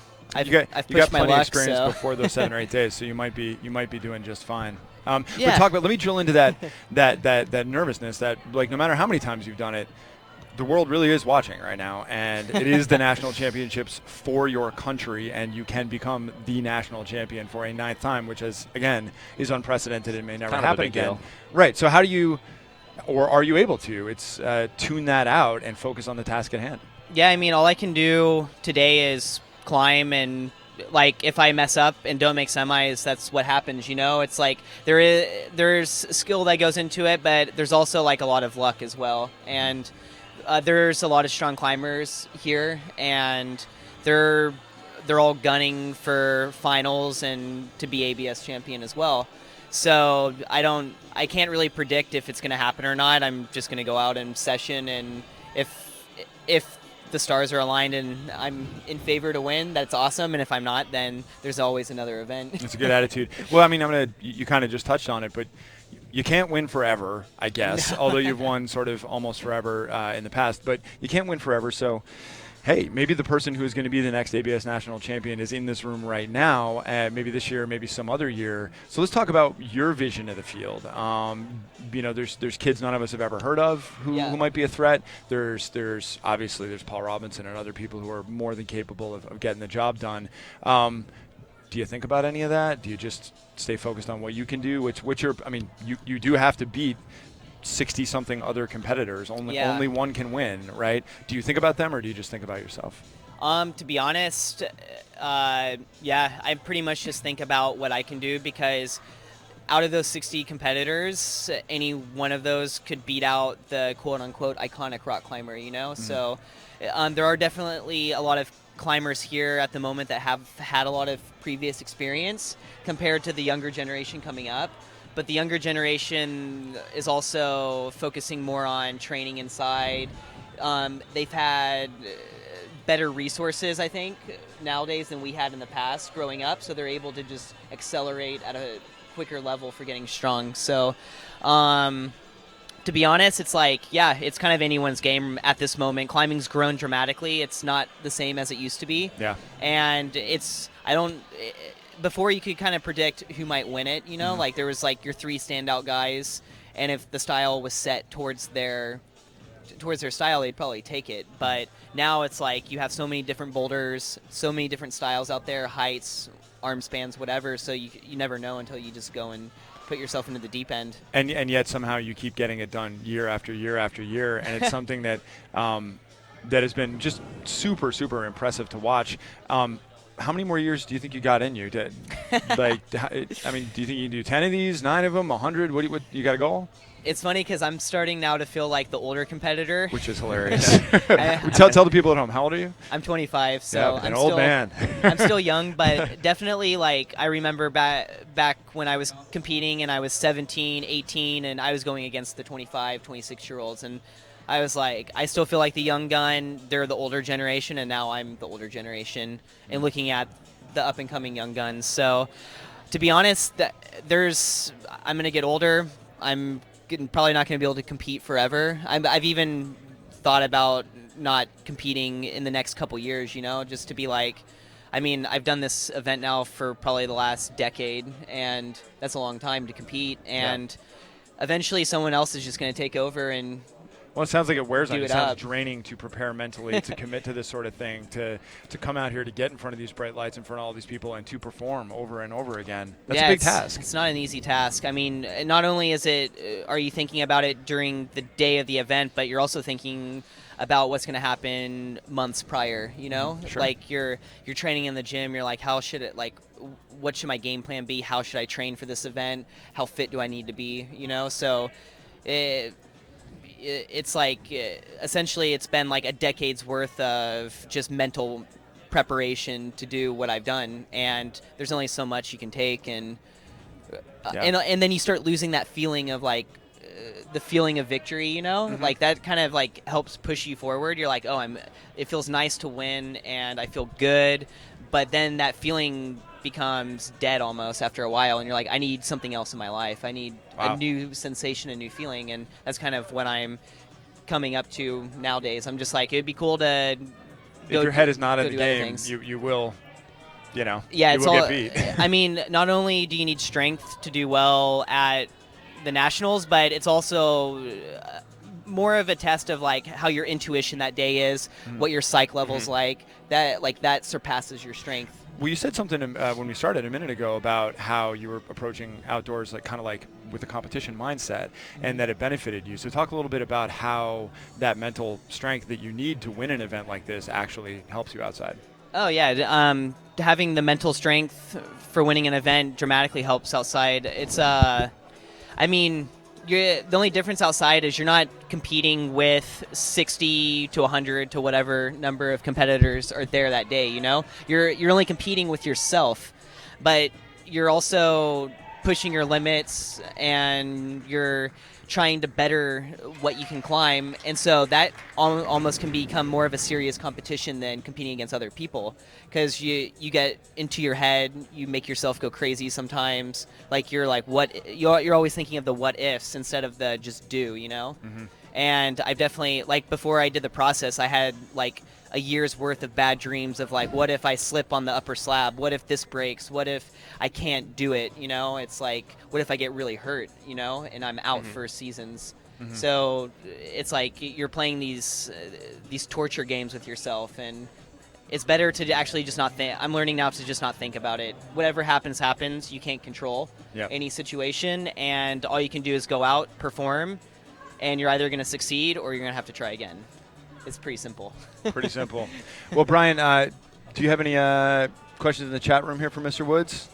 I don't think we do. If you have any, you can tweet at us with the hashtag ABS Nationals. Or Internet, we know you're out there. YouTube chat room. Just following up on that, Daniel, it sounds like at this point in your career, mental game is almost more difficult for you than physical game. Like you kind of reach a peak position physically, and it's just more like tapping into your inner self to achieve these goals. I think I definitely I think this is the strongest my body can get, the strongest my tendons can get, and stuff like that. But the only thing that has left for a lot of improvement is my head. Like your brain's always expanding, it's growing, it's getting stronger, and just trusting yourself, believing what is possible. Mm-hmm. That's what takes you to that next step.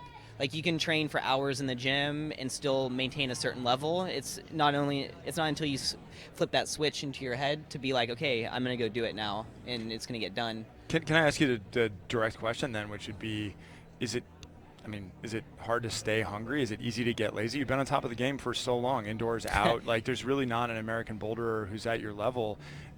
I mean, at what point do you just stop wanting it? I mean, I've definitely felt laziness creep inside, even over the last couple months before coming here. Probably the last fall into the beginning of winter season, I was not training as much. I just didn't have any motivation. I was like, why am I rock climbing? Like, I wasn't working out. I wasn't eating healthily. I was just I just need to let myself go for a little bit to figure out, to feel that strive to want to get in shape again, Uh-huh. So I'm learning now, you need rest, you need breaks to detox your head, do something different. Mm-hmm. And then when you have that, then you get psyched to climb. I mean, climbing's in my blood, it's I'll do it forever. I'll do it even if I can't do it at the level I'm at now. I'll still do it when I'm 70 and whatnot, and that's one thing that will never change. But it's knowing when the body needs rest, and then tapping it, and then starting fresh from there to be able to go and do things that are at your limit, because you need that extra motivation. If you treat yourself right and you give yourself that rest when you need it, and you eat right, and whatever else you need to do, you got 10 more years of this, and we all want to see that, man. Like, I'm going to go out on a limb and say I speak for a lot of people when I say that would be great to see, because if you can keep pushing the sport forward for another 10 years, you know what? If you need to take falls off every now and then, God bless, man. Go take a nap, go for a walk in the woods, whatever it is you do to relax, you do that. You sit on the couch. I don't even care. But come back and crush, because it is a real pleasure to watch. Cool. I mean, it's cool to just know people are psyched to watch what we do and get amped, and our goal is to put on a show for people so they can go and get involved in their local gyms and kind of be able to share the same passion that we share, when we're out there, because it's an incredible journey. Climbing is, and an incredible lifestyle. The people you meet along the way is no words can explain it. You just have to go live it, I always say it's kind of the secret password for the world, right? No matter where you go in the world, you can meet people, and you get this kind of like a backstage pass, right? You immediately have friends. You're not staying at the tourist hotel or the youth hostel. You're staying at somebody's home, and they're making you food, and they're taking you to the secret boulder problem that nobody else knows about, or whatever. And all of a sudden, you feel totally comfortable in these crazy places because you're a climber. And it is my favorite thing about the sport, for sure, is the culture and the people you meet along the way. Yeah, that's probably the best aspect right there. yeah, absolutely.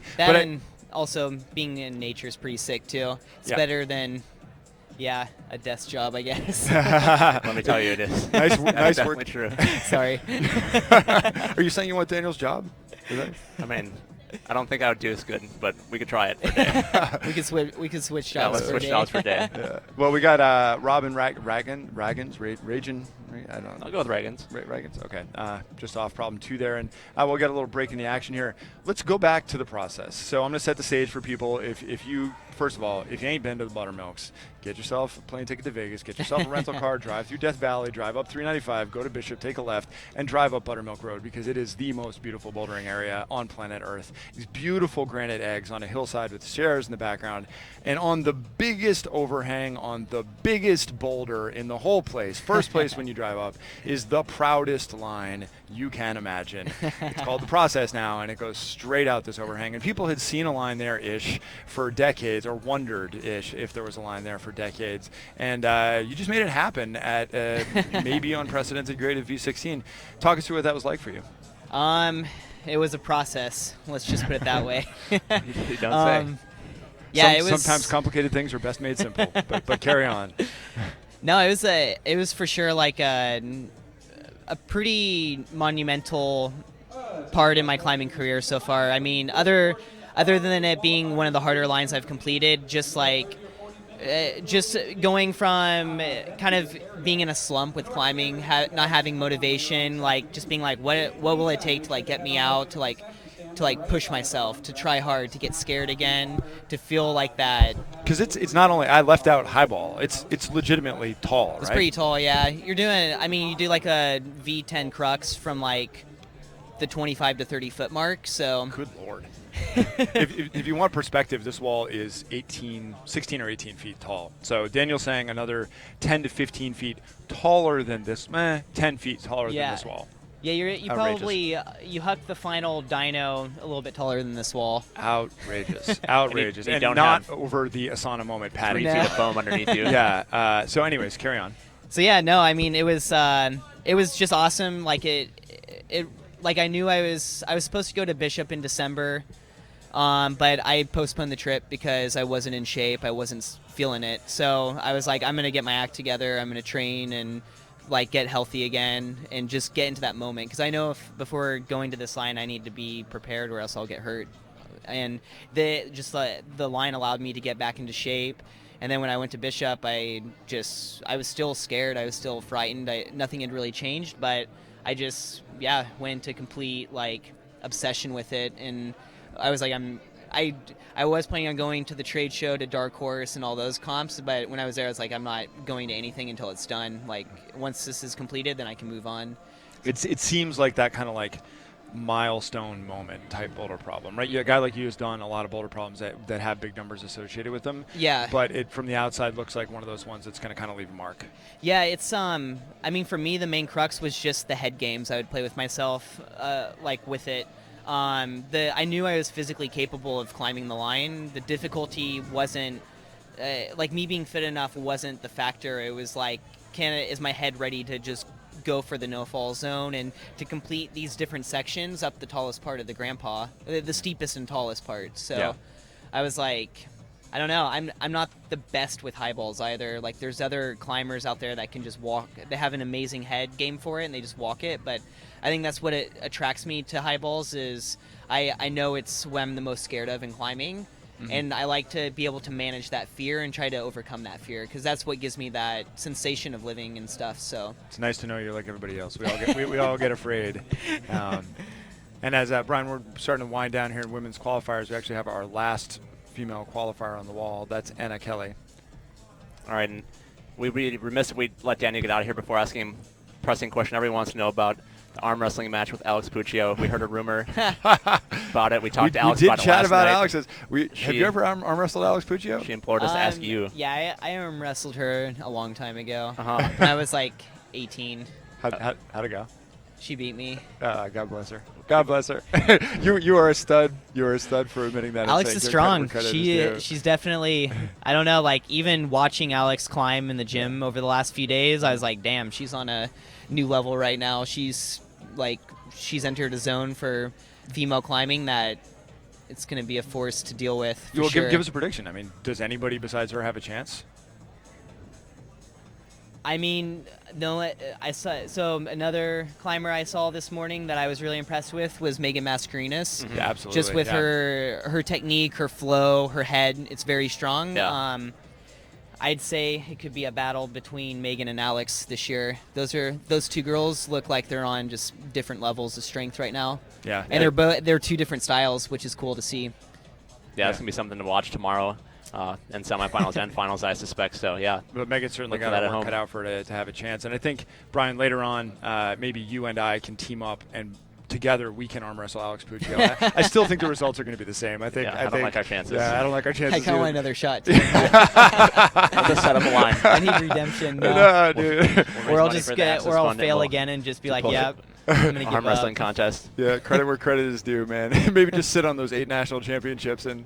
Yeah, I'd definitely retire from the arm wrestling game if I were you. Yeah, go out on top, man. No, there's no disrespect for that. We would all lose. I rely on my finger strength and not my biceps. Yeah. All right. Well, Daniel, thank you for joining us. I really do appreciate it. Best of luck this afternoon. Thanks for stopping by, Daniel. Really excited to see you climb. And we'll try hard. Yeah, Brian, tell us where we're at with these female qualifiers. All right. Good luck to you, Daniel. Thanks. We're gonna take a quick look at some live scoring updates. So we have a break in the action here. See Kyra Condi and Megan Mascarenas and Alex Puccio on top there. These scores are unofficial.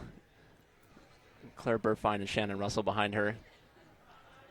Remember, we're taking the top 20 competitors to semifinals tomorrow morning at 10 o'clock Central Time. You'll be able to see the full official results after this round's over at absnationals.org. See how your favorite climber did and see what they're positioned for the semifinals tomorrow if they made it through. That looks like a pretty uneventful scoring update. A lot of zero tops there at the end. Still some scores to be entered, I think. Okay. Look like a lot of the climbers near the end just haven't had their scores entered quite yet.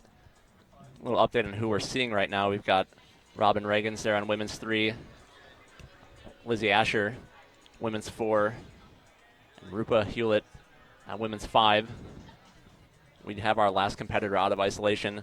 We're wrapping up this qualifying round for the 2015 ABS Nationals presented by the North Face. Brian Reynolds and Pete Ward here with you at the Monona Terrace. Pretty exciting round this morning, Pete. Yeah, and a reminder that we're going to be on break after we're done here with Anna Kelly being our last climber. And so if you are signing off after maybe your lunch break at work, so we're watching Lizzie Asher there on problem 4. Yeah, Lizzie. Let's take a minute and just take this in. I'm an unabashed fan of Lizzie Asher. She's been around the game for a long time. And you want to talk about aggression and giving it your all. Nobody tries harder than Lizzie Asher. And I got all the respect in the world for her style. Yeah, Lizzie's been climbing for 16 years now. Been competing for a very long time. Have we been around that long? Is that? Goodness. Man, I think so. We are old dogs, Brian. Lizzie's big into climate science. She's one more of these climbers who is just a really spectacularly talented individual, way outside of being a great athlete as well. It's really great to see people excelling at all walks of life, not just climbing. Yeah. But I was saying, so if you're going to come back after you've taken a lunch break, maybe come back after work, enjoy the dinner hours with us. We're back on air. Our first climber is at 4 o'clock Central Standard Time, and we have a stacked men's field with the last competitor. Ian Dorey doesn't hit that first problem number 1 until 8:04 local time here in Madison, Wisconsin. So we have hours and hours of the best male climbers in the United States of America coming this afternoon and evening. So please do tune back in at lt11.tv. Follow along on Twitter using the hashtag ABS Nationals. I am at Big Pete Ward. This is Brian Reynolds at Climbing Narc. You can ask us any questions you like. We'll do our best to get them answered. And we got climbing all day. So Alt-Tab to switch between windows at work if your boss shows up.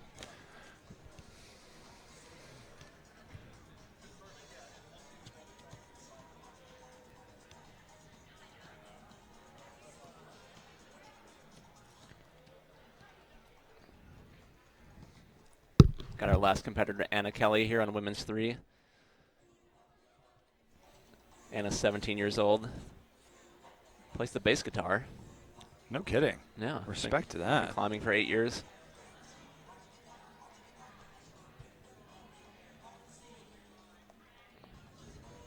Bass guitar and improv. Improv, a useful skill for bouldering national championships. And the bass guitar. Yeah. Wait.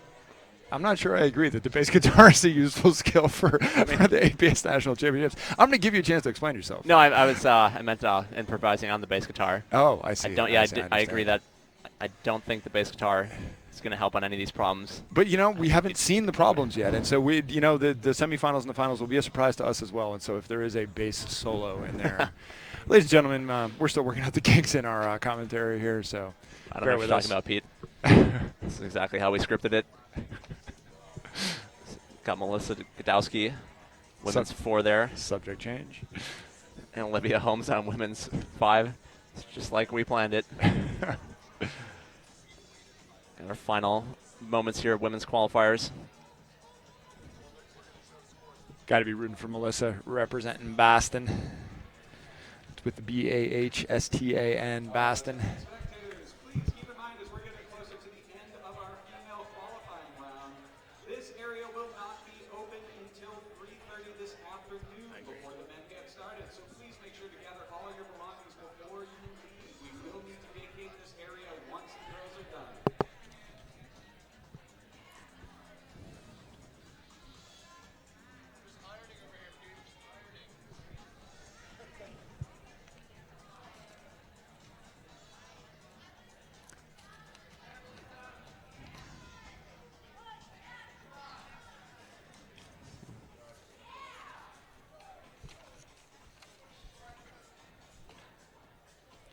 once more a reminder too. We are excited for you to tune in this afternoon and evening. We are excited for you to tune in tomorrow for semifinals. If you're going to clear any 2 hours out of your life for the next 6 months, make it Saturday evening at 7:30 p.m. Central Standard Time for the finals of the 2015 ABS National Championships. My partner Brian and I will be here calling the action as we crown our national champion for this year. And it's going to be a great show based on what we've seen this morning. There's a lot of talented climbers. The stakes will be higher. The lights will be brighter. The pressure will be on. And we'll see if anybody has a chance of taking down Alex Puccio and Daniel Woods as they chase their 9th, I cannot believe I am saying it, 9th national championships.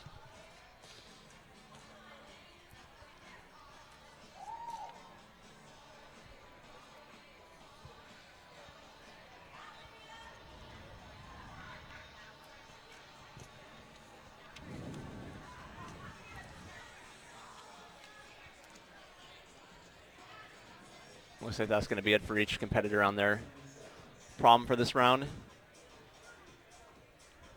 Remember, each competitor has been trying a set of 5 boulder problems with 4 minutes of climbing followed by 4 minutes of rest. Goes by really quickly for the competitors, that's for sure.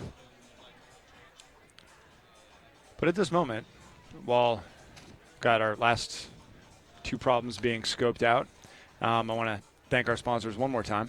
We never thank them enough, Pete. No, we really can't. The sport is growing, and the reason it is growing is the support of USA Climbing, whose mission is to grow the sport of climbing. That is our national governing body. If you are not a member, please become a member right now, and also support the North Face, who is our presenting sponsor here at this event, a longtime partner. The North Face Never Stop Exploring. Evolve is the official shoe of USA Climbing. They're made in the U.S., and they're always pushing the standard approach and lifestyle of climbing. Kailash, as well as an official partner of USA Climbing and the International Federation of Sport Climbing.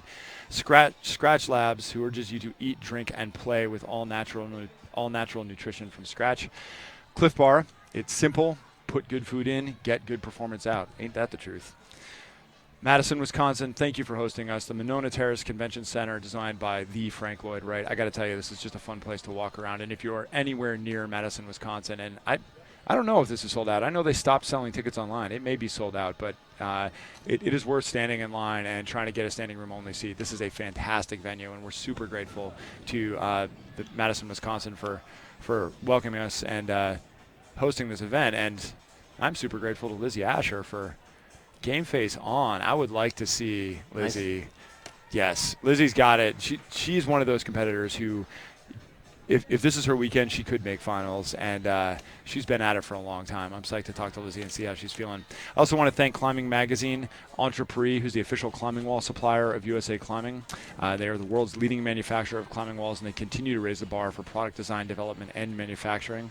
I'd like to thank the White Mountain School, the official climbing camp sponsor of USA Climbing. It's a private New England boarding school in Bethlehem, New Hampshire, that offers 1- and 2-week climbing camps to youth climbers. That getting climbing into the outside and done responsibly, done the right way, is a huge part of growing the sport of climbing, getting people appreciating the outdoors, invested in the conservation of the places we play, something that we all hold very near and dear to our hearts. I want to thank our hold sponsors for our problems: Technic, eGrips, So Ill, and Motivation Volumes, the best product, the best handholds available. For those of you that just tuned in, if you're on lunch break or just joining us, remember you can go back on YouTube and watch the entire qualifying round whenever you want. Just click that rewind button. You can see what you missed. Some highlights from earlier today. Kyra Condi, Megan Mascarenas, and Alex Puccio all finished all 5 problems, so they'll definitely be in semifinals.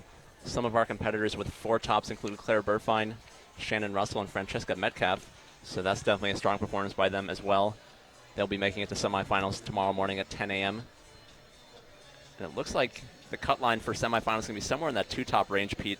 So we're going to see a lot of these people that we saw that we thought maybe were on the borderline as they were climbing in the round. Looks like they should make it through to semifinals, but we'll have to see. So 2 may be enough. Yeah, it looks that way. All right. So if you're a competitor watching from your hotel room and you're wondering, this is unofficial. There are no guarantees. You get no money back. We will give you a high five. I'm giving away free high fives later. But we believe that 2 tops may be the cutoff for getting into semis. And as always, the official results will be posted at absnationals.org. as soon as they go final here after this qualifying round ends. You can check there for all the results, running orders, any other information you need about ABS Nationals. Remember to go to lt11.tv for all the broadcast links. Do not miss a second of ABS Nationals 2015. We're just getting started. We are just getting started. 3.5 hours in, and we are just getting started.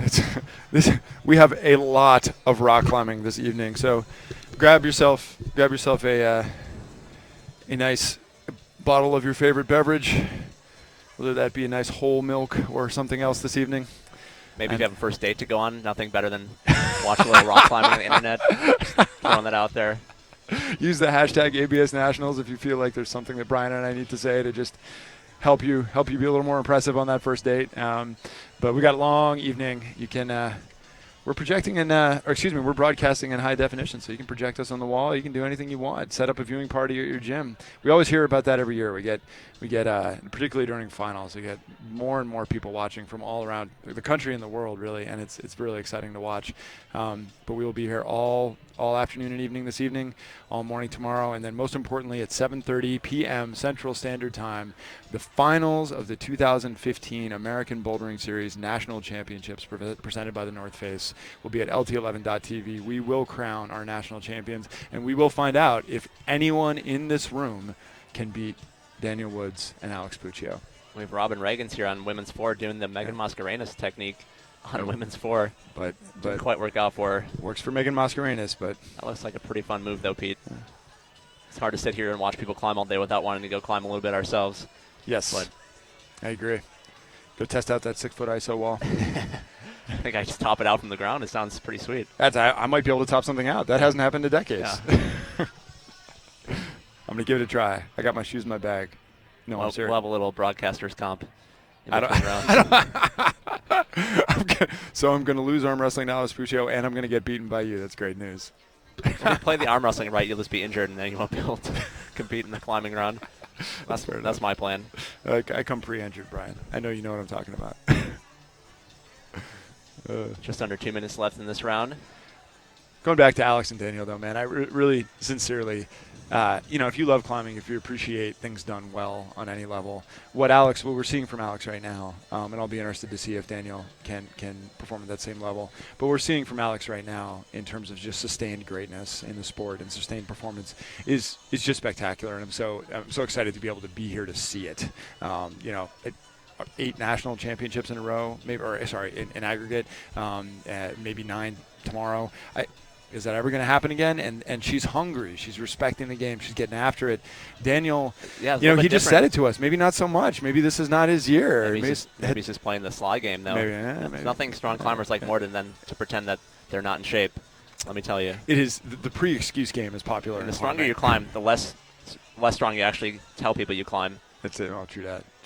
Brave and humble game. Yeah, the brave and humble game. So it'll be interesting to see, who's got it and who doesn't. And we will find out. Gabriel on Twitter points out that I should give a shout out to Hoofer Mountaineering. It's the local outdoor mountaineering climbing club here at Madison at the university. They put in a ton of work organizing this comp, helping bring the event here. So big shout out to Hoofers. I was a member back in my day here. Great organization here at UW-Madison. Yeah, Brian, this is my first visit to Madison, and I'm really impressed by what I'm seeing. It was 11 degrees out yesterday in the warmest part of the day, and I see people out riding their bikes and just fishing. all kind fishing. Just actually fishing. All kind of, no, I'm not kidding, actual fishing. But all kinds of interesting culture and shops and restaurants and obviously the university and cheese. I'm sure there's great cheese, and I'm just really impressed. Madison, Wisconsin is a place that I can tell you already. I've been here for 36 hours. I would come back to in a heartbeat. So thank you, Madison, for hosting us. But yeah, getting back to Daniel and Alex there, I was really interested to hear them. They seem acutely aware of where they're kind of their position right now. They're a little more aware of the history behind their success at this point. And then you can tell they spend a lot of time thinking about it. It's not just like something that happens every year. They just come out here and climb. They really think about what it means to compete here at ABS Nationals. I expected that to some degree from Alex. I know she's always prepared. I was interested to hear from Daniel, right? He did just come from Bishop, and he did sort of take the fall off a little bit.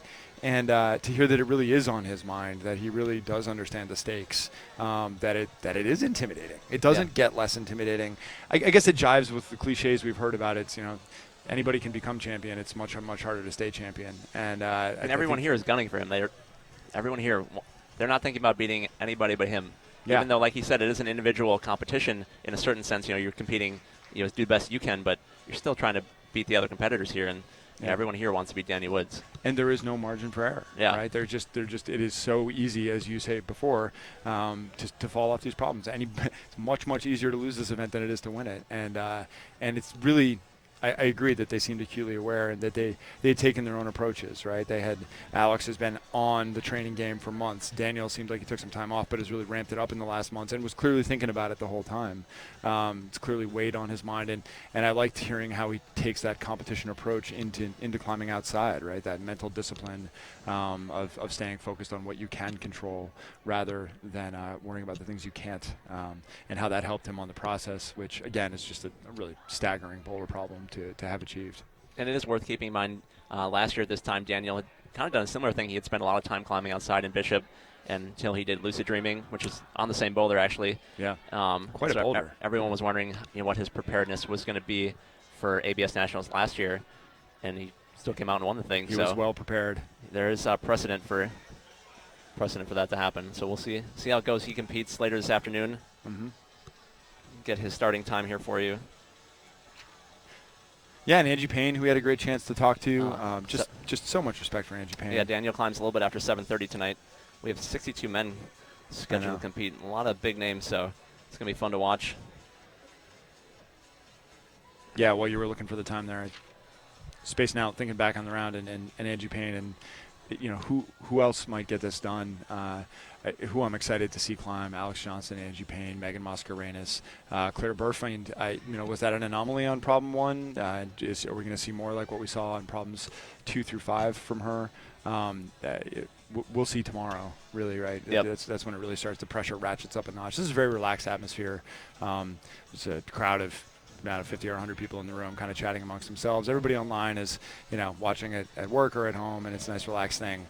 Tomorrow, like I said before, the lights get a little bit brighter, the crowd gets a lot bigger, the pressure rises exponentially, and we will see who came to get down.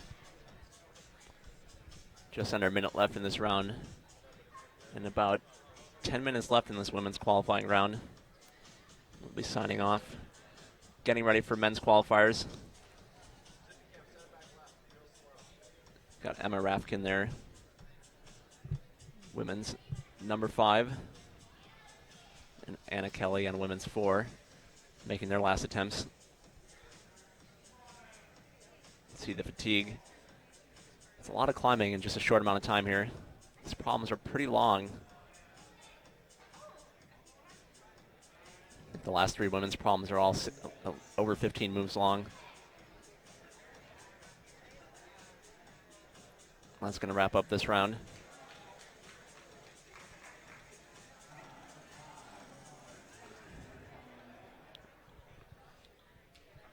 Robin Reagan stepping up to women's 5 for her last problem of the round. She'll be our only competitor climbing at the moment.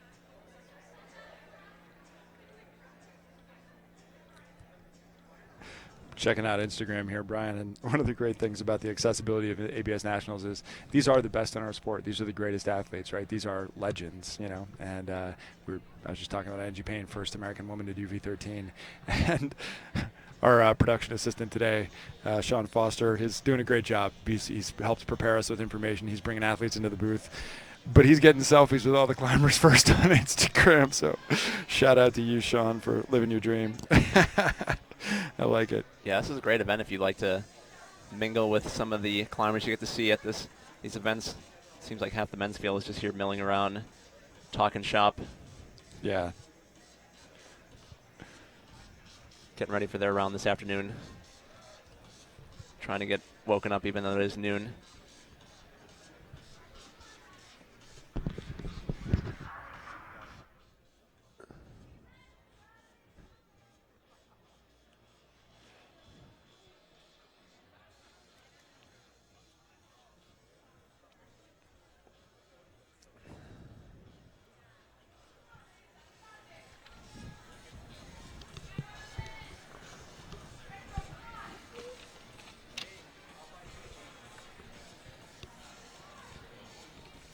Pete, looking at the results from qualifier round, we obviously have the favorites like Alex Puccio and Megan Mascarenas and Stanchi Payne. Who is one of the lesser-known competitors that you were impressed by that stood out to you? I mean, it's funny to call. We're talking about Megan Mascarenas like she's a seasoned veteran, right? Yeah, but she's 17. Yeah, something like that. Right. You know, she and I mean, I learned her name last year when she kind of came out of nowhere and was doing great. And so I will take your question at face value and skip over her, but I'm very impressed by that young woman right there. Looking further down the list, actually that list is Kira Condi is the one that seems like I'll be interested to see if she can stay there. Everybody else that we're looking at has some of the credentials that even if they're Ninja Warrior credentials like what Megan Martin has, but some of the credentials you would expect. But I'll be interested to see, who of those have another gear, and I think that's part of what part of what is exciting is, if I'm honest, I got no earthly idea, man. It's anybody's game, and it takes one slip from Alex on very difficult boulder problems. It's real easy to not do very difficult boulder problems, especially with the time constraint. And so, it could be anybody's game, and it's exciting to see. And again, that's so much of what I love about this sport is if you train hard, you work your butt off, you can get on this stage and you can compete against your heroes. You can compete against Alex Puccio. You can compete against Daniel Woods, and it's a fantastic thing about the sport, and all credit to USA Climbing for making it possible. I mean, it's just such an exciting thing. If you're a kid from anywhere in this country, join USA Climbing, go to the competitions, train hard, do your best. You got a shot. It's very exciting. And actually, next week, the Youth Nationals are on the same wall in the same venue, right? So even if you're a kid who's too young, you get to come here, you get to climb on this wall, you get to feel the lights, feel the padding, know where you're going to be if you keep working at it and training hard. And, if we look into what comes next, we talked earlier about what just happened with Kevin Jorgensen and Tommy Caldwell on the Dawn Wall and everything that created there. Both those guys learned to climb in gyms. Kevin Jorgensen's a youth national champion in USA Climbing.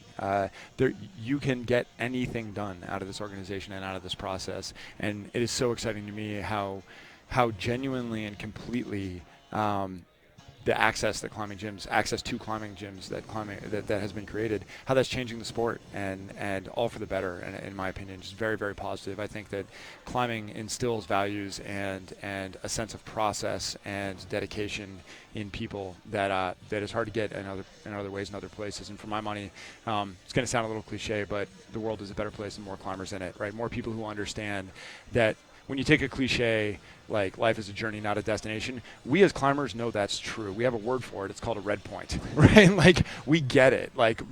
Failing is part of the process, you know what I mean? And I think that whether it's these kids that we're watching here or the kids that are yet to come, and maybe Alex Puccio and Daniel Woods, it's just really exciting to me to see what climbing is doing for them and how accessible climbing is, right? I agree completely, Pete. And as we have our last competitor in the wall, I just wanted something you said about youth competitors here next weekend reminded me that for the first time ever, the Youth Nationals will be broadcast live for people at home to watch. Wow.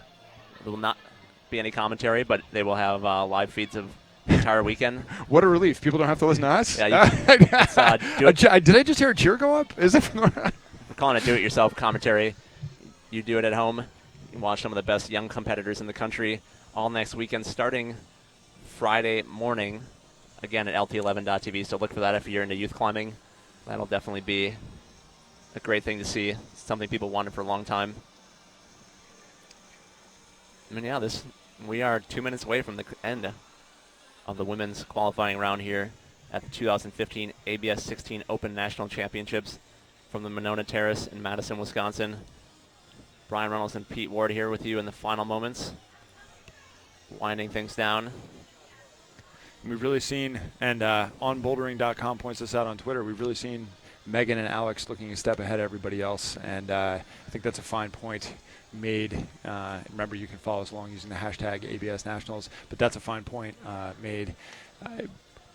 You asked me if anybody, who of the unknown names, and I'd really think might have a chance. Excuse me. It seems like the Megan and Alex show. If anybody's got a chance to get, I mean, obviously it's the Alex show, but if anybody's got a chance to make it a two-name show, it's got to be Megan. Yeah, that's going to be great to watch. And like we said before, nobody's won the comp yet. There's a lot A lot still be determined. Anything can happen tomorrow during semifinals. Gets underway tomorrow morning. The finals to follow at 7:30 p.m. Central Standard Time. Do not forget to tune in for that. What time is that again? 7:30. Where's the URL? LT11.tv. Who should you tell? Everybody. Everybody. Tune in tomorrow, 7:30 Central Standard Time to louderthan11.tv as we crown our 2015 American Bouldering Series National Champion. No big deal, just the best boulderer in the country for the year.